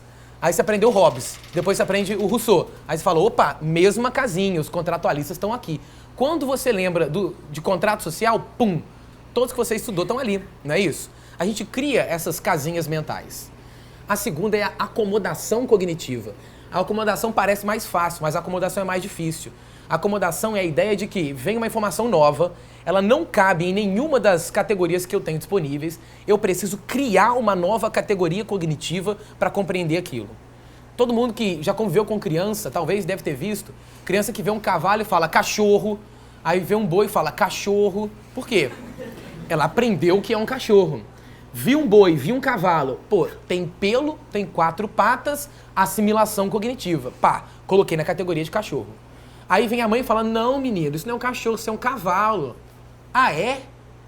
Aí começa a reparar, tá, cavalo tem aquele rabo diferente, pá, é maior. Acomodei, criei a categoria cavalo. Aí quando eu ver um boi eu vou falar cavalo, porque ele parece mais. Mas é sério, né? A criança faz isso. E nós fazemos isso. Porque quando a gente vê um negro, a gente põe pum na nossa categoria de negro. Quando a gente vê uma mulher, tudo com conhecimento de mundo, com a violência simbólica, pum, a gente põe na nossa categoria de mulher. Quando me dão uma informação qualquer sobre algo que aconteceu, eu vou pegar as minhas categorias assentadas e vou analisar a situação. Eu não vou esperar a situação me oferecer o dado, me oferecer a verdade. Eu imponho a verdade à situação. Quando ela, na verdade, deveria ser um diálogo, né? A situação vem, de novo o diálogo, né? A situação vem, eu tento compreendê-la, eu vejo o que a situação tem para me oferecer para compreender a realidade de maneira mais concreta. Agora, é isso que vai gerar o que a psicologia chama de preconceito implícito. O que é um preconceito implícito? Você não diz que tem preconceito. Rigorosamente falando, você pode nem saber que você tem preconceito. Você não tem consciência disso. Mas você age dessa maneira. Você atravessa a rua quando determinado tipo de pessoa está passando. Você faz a piada preconceituosa sem imaginar que você está sendo preconceituoso. Mas ele está ali, em algum lugar. Esse preconceito implícito é o mais sério, porque a gente acha que é bobeira, que é piadinha. E a piada é a forma mais cruel de ser preconceituoso, porque a piada quebra a resistência na medida em que ela leva ao riso. Todo mundo ri. Como que eu vou resistir a isso? Então a jocosidade, a piada, o humor é uma grande crueldade na hora de lidar com preconceito nesse sentido. Quem não ri fica estereotipado como chato. Exato. Nossa, né? Leva tudo a sério. E aí você inverte novamente, né, o discurso. Eu estou lembrando aí dessa fala do Piaget, como a gente aprende por acomodação ou por estereótipos, né? Daqueles casos de violência que nós estávamos trabalhando no Rio de Janeiro. Um dos slides que nós passamos aqui foi a notícia da Blitz, né? Dos justiceiros da Zona Sul parando o ônibus, né? Para pegar, olha só, vou citar a fala, né, do justiceiro, moleques de chinelo com cara de quem não tem R$1 no bolso. Como que é a cara de quem não tem R$1 no bolso? Né? E aí nós já vamos de novo para a cor da pele, né? Para o tipo de vestimenta, que o estereótipo criado de um criminoso. Ou se ainda não cometeu o crime, é um criminoso em potencial. Né? E novamente nós estamos alimentando todo um discurso de violência. E aí a gente volta lá para o refugiado, né? Porque é a cerca. Perfeito. Porque é a cerca. Né? Aí entra o preconceito contra o africano, contra o cara do Oriente Médio, que eu já vejo como um terrorista. Né? Ele é árabe, pô. Né? Um dia eu tava fazendo... O árabezinho ali tá pensando em bomba, né? Nos estereótipos. eu vi ali. Um dia eu tava fazendo uma viagem, né? De avião, tava eu e um amigo meu. Na hora que o avião chega no ponto de cruzeiro, né? Que as pessoas podem ir ao banheiro, aí esse meu amigo vai. E ele volta, ele senta do meu lado, senta e fica. O que foi, Zé? O Zé branco, né? Ele falou, não olha não. Bom, quando ele falou para não olhar, ele mandou, né? Você já olha logo, você já olha, né? Aí beleza. Aí ele, não, daqui a pouco você vai ao banheiro. Tá bom, foi ao banheiro. No que eu vou ao banheiro, o que acontece? 2 árabes sentados aqui. Com as vestimentas árabes, sentado, barba, vou ao banheiro, um outro sentado lá perto do banheiro. Então o Zé, na hora que... Né, o Zé já associou o preconceito total, a mídia, né, a inserção, que é a violência simbólica que você tá falando, exato, né, cara? Então já criou o estereótipo mesmo. Morri. O Zé tava branco, morri. Né? É desse jeito. A gente tem que tomar cuidado, porque, como você falou, somos preconceituosos. Se nós não tomarmos cuidado com isso, nós vamos verbalizar e mostrar isso o tempo inteiro. Exatamente. E olha só, quando você estava comentando a relação dos estereótipos criados com a questão dos refugiados na Europa, 2 argumentos muito utilizados para barrar a entrada desses refugiados é, primeiro, uma suposta islamização da cultura europeia, Sim. né? E segundo, o aumento da criminalidade, porque esse cara vai vir para cá e não vai encontrar emprego, o que ele vai fazer? Vai roubar, né? É o estereótipo criado, porque as pesquisas, elas mostram que, na verdade, as pessoas que já estão enraizadas na sociedade têm muito mais facilidade para ir para o mundo do crime, porque elas se sentem mais à vontade, do que quem está chegando numa comunidade que pretende, até para ter aprovação e fincar raízes naquela comunidade, seguir as normas, arrumar um bom emprego e seguir o padrão de comportamento que se espera. Né? Então, novamente, estereótipos criando barreiras, alimentando a violência, impedindo a criação, a construção de uma cultura. A questão de que o imigrante vai tomar o meu emprego, né? Chega nisso. Hoje já tem um economista, vai me falhar a memória aqui agora, é óbvio, né? Já tem um economista e um psicólogo, acho que é isso mesmo, que ele já propõe o seguinte, liberar as fronteiras.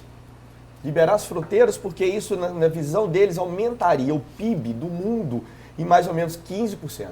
Caramba! 15%.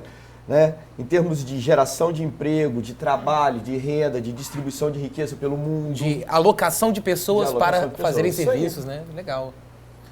Para a gente acabar, pelo menos os slides, a gente vai ter perguntas agora, né? Pode passar mais uma, só para aparecer o títulozinho.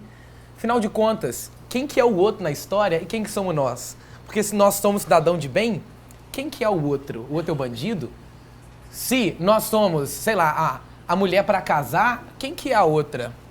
Se nós somos o cara que tem cara de que vai comprar, quem que é o outro? A partir do momento que a dicotomização discursiva alcança o nível que ela tem em nossa sociedade, eu me enxergo como um e enxergo o outro como errado, como diferente, como inimigo. Eu inviabilizo o discurso, eu inviabilizo o diálogo, eu inviabilizo que a gente resolva os conflitos. Os conflitos só se tornam cada vez mais patentes e prementes. Eu deixo só o quadro do Pedro Américo, né? Aquele quadro que chama Pax et Concordia, de 1902, acho que tem ali o ano, 1902, exatamente. Ele é pós-república, o Pedro Américo, ele é um pintor do século XIX, iníciozinho do século XX no Brasil, que ele vai trabalhar com muitos quadros que tem a ver com a República e mesmo com o período anterior. E a República chama Paz e Concórdia. Aquele quadro mostra exatamente a República tomando o poder depois de toda a guerra. Nós deveríamos estar num contexto de paz e concórdia, porque a República, teoricamente, é o espaço em que a gente pode conversar. Nós estamos pegando a República, que pode não ser o modelo perfeito, mas é o melhorzinho que está tendo por aí, e nós estamos estiolando a República paulatinamente, inviabilizando aquilo que ela nos dá de melhor, que é conversar para chegar a soluções. Então, acho que acabamos pelo menos slides por aí. Sim. Isso aí. Abrimos agora, né, para as perguntas, né, que podem ser dirigidas aí.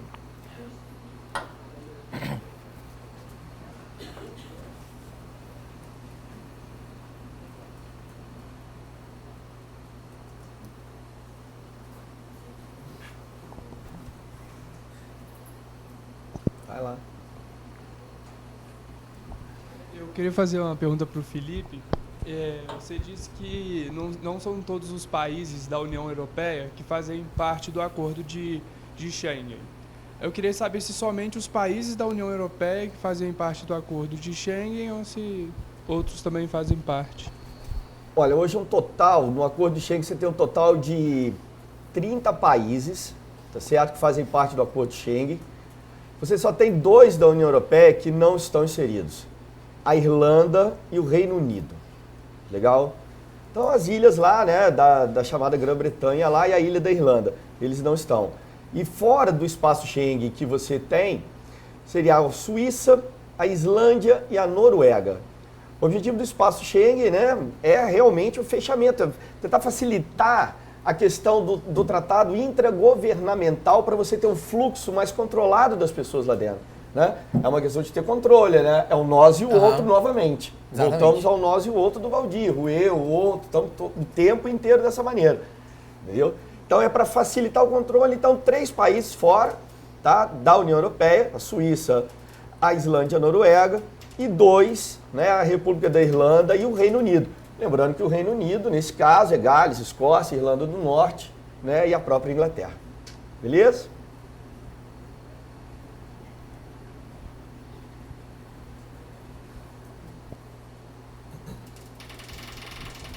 Bom dia.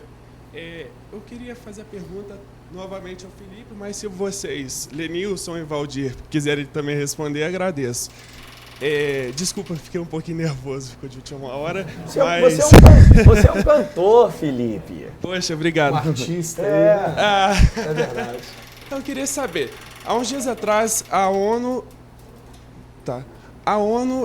reconheceu a Palestina. Queria saber o que poderia ser relacionado à questão do ISIS e à questão geopolítica daquela região. Desculpa, Felipe, você fala de novo, porque deu um barulho, eu não entendi uma fala sua. Perfeitamente. Gostaria de saber a questão lá que a ONU aceitou agora a Palestina, né? A Palestina agora faz parte. E então, o que poderia ser relacionado agora à questão dos grupos terroristas daquela região e a questão geopolítica também relacionado. Beleza, Filipão.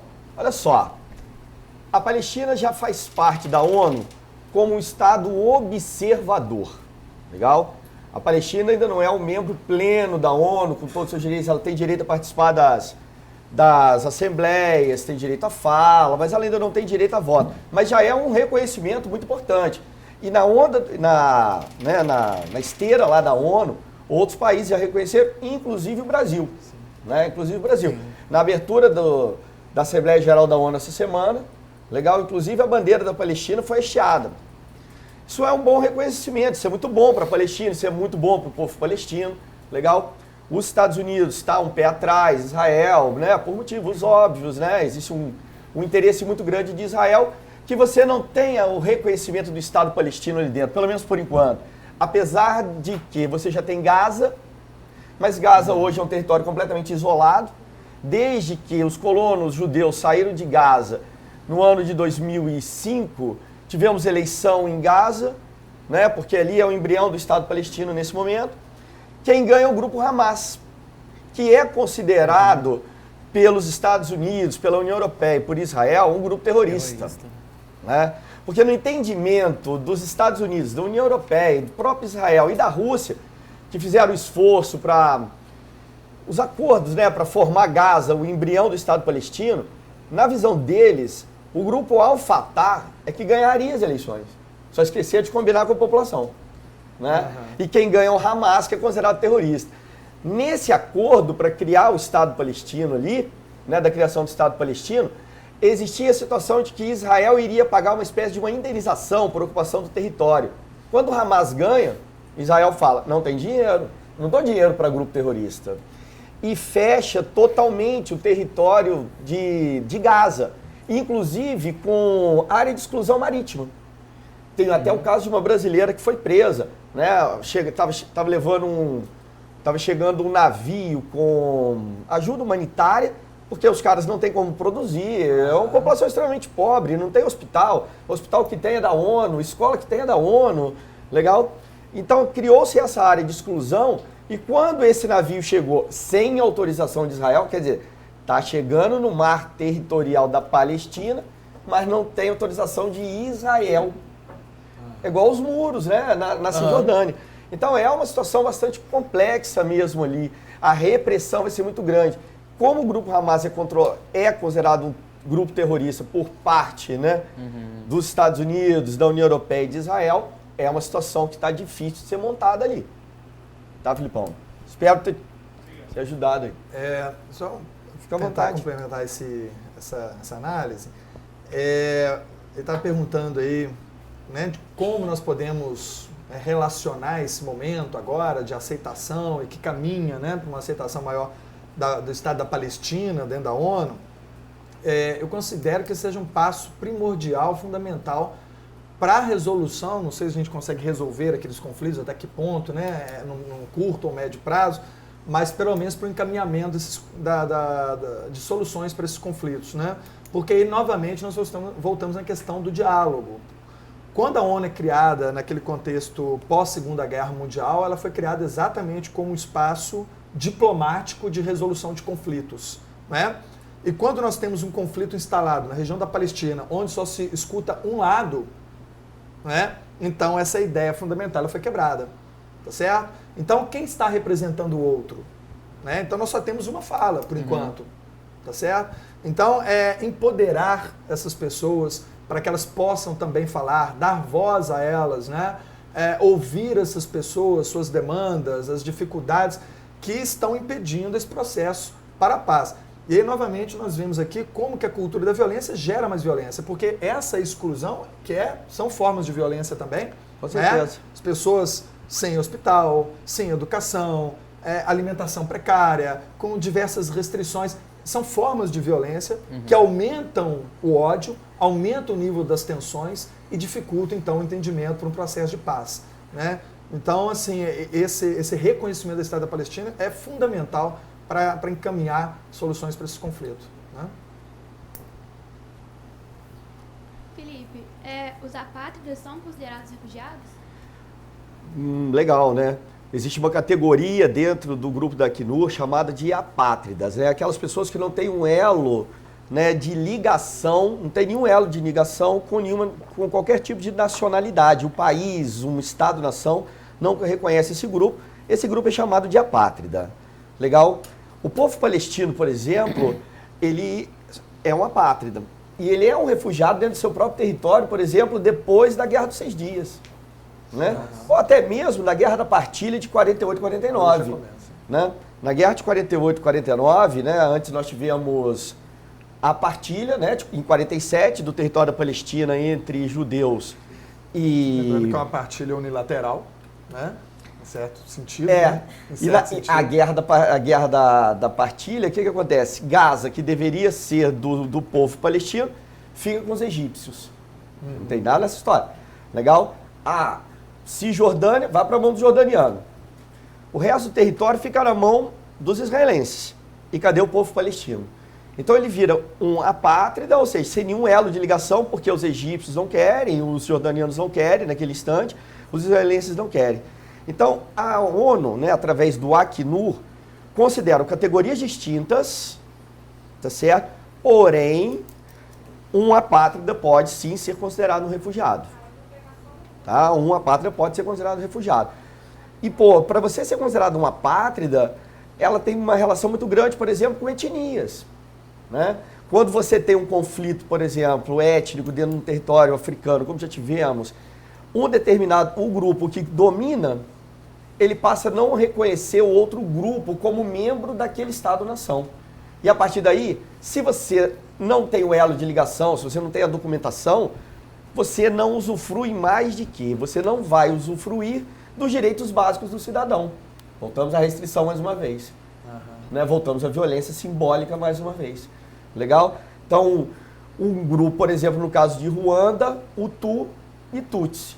Os Hutus no poder, legal, você tinha carteirinha de identidade escrita lá, a sua etnia, beleza. Você tem todos os direitos preservados. Você não tem, você é um Tutsi, seus direitos não estão preservados. Então é uma situação complicada. Oi, minha pergunta vai para o professor Lenilson. Tipo assim, olhando a história, eu vejo que tentar alcançar a paz a partir de uma perspectiva unilateral e maniqueísta, paradoxalmente, leva ao autoritarismo.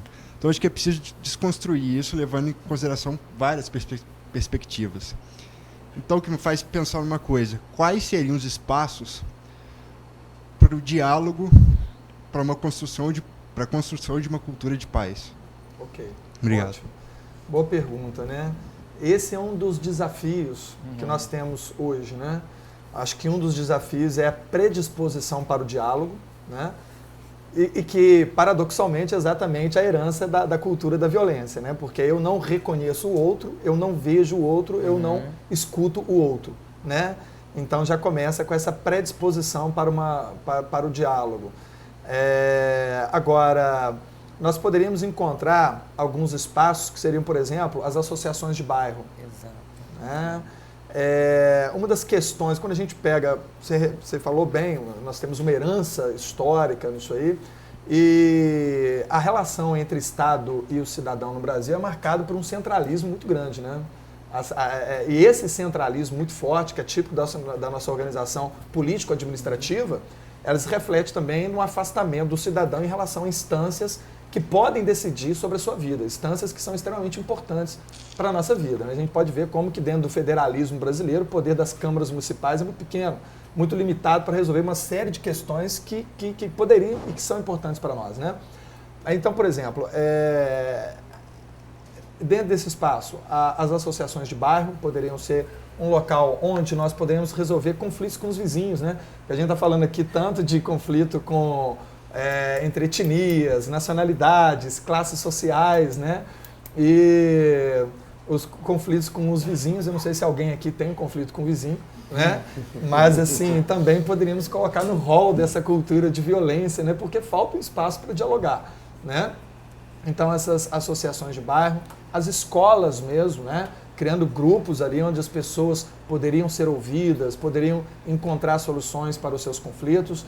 E aí, diversas outras instâncias da sociedade civil, né? Pegando aqui o conceito de sociedade civil exatamente como um intermediário entre o indivíduo e o Estado, ou seja, locais onde as pessoas se reúnem porque têm interesses em comum, né? E aí vão desde as igrejas, onde poderíamos também encontrar soluções não apenas para os membros daquela comunidade, daquela igreja, mas para o bairro, para os locais que eles frequentam, né? Ou seja, as pessoas que frequentam determinada associação, determinado local, têm sofrido violência no meio do caminho, né? Então, como nós poderíamos resolver essa violência? Então, esses seriam alguns desses espaços aí da cultura, né, para diálogos para uma cultura de paz. Lembrando que quando eu usei o Habermas aqui até como uma referência, porque ele trabalha muito nessa perspectiva, veja bem que isso pressupõe, né, esse diálogo, um diálogo racional, né? E aí nós lembramos que esse diálogo racional nem sempre significa ter razão, porque a gente muitas vezes confunde, né? Eu tenho razão, ou seja, eu estou certo, não. Mas a ideia de um discurso racional é que ele tem que ser ancorado em argumentos coerentes e que podem ser questionados, né? E também a busca, a razão comunicativa do Habermas tem como objetivo não a verdade em si, né? Mas o consenso. O que seria o consenso, né? Não o meu ponto de vista ou o seu ponto de vista, mas algo que nós vamos aproximar pelo diálogo, né? E aí, novamente, ele não nega o conflito, mas busca soluções para o conflito, né? E mais, é engraçado, né, que o nosso modelo é uma democracia representativa. Supostamente, nós votamos nos candidatos os quais irão nos representar naquilo que nós acreditamos. Para começar, de modo geral, nós não votamos nos candidatos que vão nos representar por aquilo que nós acreditamos. A maioria da população vota nos candidatos que fazem a campanha mais cara. E isso é uma realidade não só no Brasil, né? Não é uma novidade, né, falar disso. E aí, supostamente, eu teria uma Câmara de Vereadores, uma Câmara de Deputados estadual, uma Câmara de Deputados federal, uma Câmara de Senado, que deveria estar nesse espaço de diálogo, levando cada um toda uma bagagem da população que representou.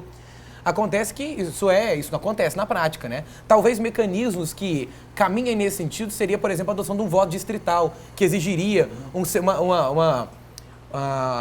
um gabinete do deputado na região em que ele tem que ser votado, que reduz significativamente o número de deputados que você tem disponíveis para escolher. Ou seja, o Elliot Schwarzman que fala isso, né? Se você vai no mercado e tem 10 tipos de bolacha, você vai adorar. Que aí você compra, eu falei bolacha porque ele usa a palavra bolacha, tá? Mas eu sou do biscoito. Então você tem 10 tipos de... Mas eu respeito bolacha e a gente faz um diálogo, né? Tem 10 tipos de bolacha diferentes. Você vai ficar feliz, porque você pode escolher entre as 10 bolachas. Mas você chega no mercado, tem 1.437 bolachas para escolher, você vai falar, poxa, vou pegar a que chama mais atenção, que está mais barata. Exatamente o que acontece no sistema político. Eu tenho 500 deputados. Que é isso, é impossível pesquisar todos eles. O voto distrital reduz o escopo de pessoas possíveis de ser votada, reduz o que eu tenho que pesquisar, facilita a cobrança e facilita uma democracia representativa que está em acordo com esse diálogo racional que tenta chegar a soluções. São caminhos possíveis, né? Bom, meu nome é Wendel. Primeiramente, bom dia. Gostaria de fazer uma pergunta para o professor Valdir. Os xingamentos que nós usamos no nosso dia a dia, normalmente no sentido figurado, mas se nós analisarmos ele no sentido literal, seria considerado... Calma aí que deu nervosismo agora. Aquela parada que você falou lá do... Uma espécie de violência simbólica, Isso. né? Sim, violência simbólica. É uma excelente pergunta e é uma pena eu não poder utilizar exemplos concretos para poder discuti-la. Mas eu vou ficar no campo do abstracionismo, acho que dá pra gente entender alguma coisa. De um modo geral, se vocês pararem e pensarem em xingamento, a assustadora maioria dos xingamentos que nós fazemos, ou eles ofendem a mulher, ou eles ofendem como mulher ou como homossexual. Vamos pensar em xingamentos melhores. Nossa, tá fazendo isso igual a mulherzinha, faz isso igual o homem. De novo, um campo discursivo dicotômico que cria fragilidade e força, né? Quando você xinga, manda pessoas para certos lugares, etc, etc, são práticas que são executadas por outros grupos. Porém, esses grupos não veem nenhum tipo de problema nisso. Quando você xinga uma pessoa usando esse elemento, o que você diz? Fazer isso é ruim. O espaço do outro continua sendo algo negativo. Então dizer que é forte falar isso é violência simbólica. Isso faz parte de um contexto de violência simbólica. Por quê? Porque ele ajuda a reforçar imagens que posicionam certos grupos em certos lugares. Quando eu começo a pensar muito sobre isso, eu me desespero um pouco porque eu sinto que eu não posso mais xingar. Porque, sem brincadeira, né? Os palavrões que nós falamos, todos tendem a ser heteronormativos, machistas, preconceituosos. Então isso existe. O que fazer com isso? Nós precisamos pensar. Acima de tudo, pensar, porque não tem uma resposta pronta. Faça isso você, façam isso vocês. Não. O que cada um vai fazer, né, com esse tipo de postura? Isso realmente avilta quem está à minha volta? Até onde isso pode ofender, né?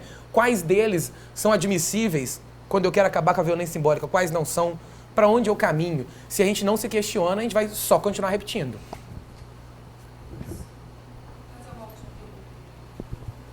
Bom dia. Eu queria fazer uma pergunta para o Valdir. Ano passado, a redação do Enem foi a da publicidade direcionada ao público infantil. É uma violência... Como é que chama? Violência simbólica, certo? Posso pensar uns segundos? Pode. Que eu estou em dúvida se ela é simbólica ou psicológica. E se a mídia é a mãe de todas essas violências simbólicas e psicológicas. Eu acho que a gente não pode falar que a mídia é a mãe de nenhuma delas, porque essas violências, que eu penso na alienação. Elas são muito mais antigas. É evidente que a mídia tem um papel na massificação das ideologias violentas. Uhum. Então, se eu tenho 97% de brasileiros com televisão em casa, 60% hoje com internet, esses mecanismos estão tornando os discursos que já existiam massificados. Mas esse tipo de violência simbólica, ele pré-existe a mídia, assim, de forma avassaladora. Eu não diria que essa questão da publicidade infantil poderia ser configurada como violência simbólica, não. Por quê? A violência simbólica pressupõe a aceitação da legitimidade de um discurso que institui verdades. Eu penso na entendeu? fragilidade do senso crítico da criança. Eu acho que se a gente está lidando com violência aqui, eu estou falando de violência psicológica. Porque intimidar, usar mecanismos injustos de convencimento, coagir, chantagear, está ligado com violência psicológica. A simbólica, eu pressuponho uma comunidade e uma comunidade que aceita um discurso que legitima certas práticas. Eu não tenho uma comunidade infantil, entendeu, que faz isso. Então não está inserido nesse conceito. Mas se você, por exemplo, acredita que de fato esse tipo de mídia causa problemas, que é ruim para a criança, você está acreditando que existe um tipo de violência. Para mim, ela está muito mais inserida dentro do que a gente pode chamar de violência psicológica do que a gente poderia chamar de violência simbólica. O que é bacana é que as violências, de certa maneira, elas se entremeiam uma com a outra, né? As coisas estão acontecendo e numa situação de bullying, por exemplo, você pode ter violência simbólica, violência psicológica, violência física. Numa situação de sala de aula, você pode ter violência simbólica quando você rompe o espaço do diálogo e decide uma verdade. Violência psicológica quando você coage um aluno. Violência física em sala de aula, eu acho que não tem muita frequência não, né? Acho que o professor acaba sofrendo mais a violência física em sala de aula do que o aluno em si. Mas todas essas violências, elas se auxiliam, né, indiretamente. Ninguém está falando que existe um grande complô na história da humanidade para que toda a violência permaneça. Embora é claro que existam mentes conscientes produzindo enunciações que têm o objetivo de manter a violência simbólica funcionando. Mas muita coisa acontece porque nós já estamos aqui, incluídos nesse pacote. Beleza? Eu não sei. Eu acho que chegou o nosso tempo. Porque nós chegamos, né? Eu acho que nós chegamos ao nosso tempo, né? Fiquei perdido aqui agora. Chegou o nosso tempo? Chegou, Cacau? É. Foi bonito, foi intenso, foi. Foi legal. Gerar o encerramento aí, temos mais 2 minutinhos. Mais 2 minutinhos para fechar o boteco? Não, é bacana porque assim, só para brincar um pouquinho com tudo que nós discutimos, nós temos toda a questão dos refugiados, que na sua redação precisa necessariamente ser um argumento analítico. Você não pode pegar os refugiados e gastar um parágrafo falando porque os refugiados estão sofrendo. Na sua intervenção você diz, é preciso que a Europa abra as cercas. Não, você nunca vai trabalhar na sua redação um problema central que não esteja dentro do Brasil. O Enem quer que você seja um cidadão crítico capaz de avaliar os problemas brasileiros.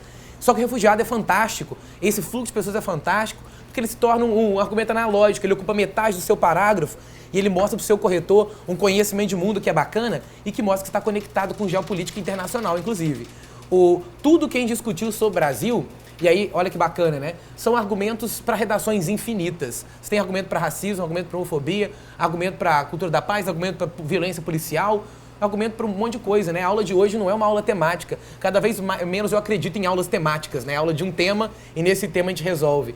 Nós temos uma aula e essa aula a gente tem argumentos que acontecem. Eu costumo brincar que a aula de redação começa quando o aluno entra no CAV 7h15 da manhã, a aula de redação acaba 12h50 quando ele vai para casa. Porque o que você escuta na aula de todo mundo está lá dentro da sua redação.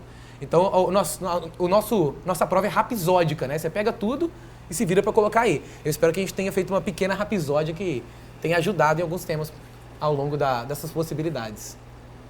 É isso aí. Tivemos a oportunidade de discutir, inclusive esclarecer alguns conceitos que são fundamentais, né? Diversos tipos e modos de violência, né? O modo como os cidadãos se relacionam com o Estado, o modo como alguns que estão procurando novos estados para se colocar e se portar como cidadãos, né? E isso vai permitir, inclusive dentro dessa proposta do Enem, né, que o candidato se situe como um cidadão consciente do mundo que ele vive, né? Até para propor transformações, mudanças viáveis, plausíveis dentro desse mundo que ele está inserido. Né? Afinal de contas, as coisas não são desconectadas, né? O mundo inteiro está conectado. Né? A Camila está dizendo ali que encerrou. Legal a nossa aula aqui. Um ato de violência. Então a gente só tem a agradecer a presença de vocês, o pessoal que está em casa assistindo a gente. Né? Então tá, valeu, galera. Obrigado aí. Obrigado, viu?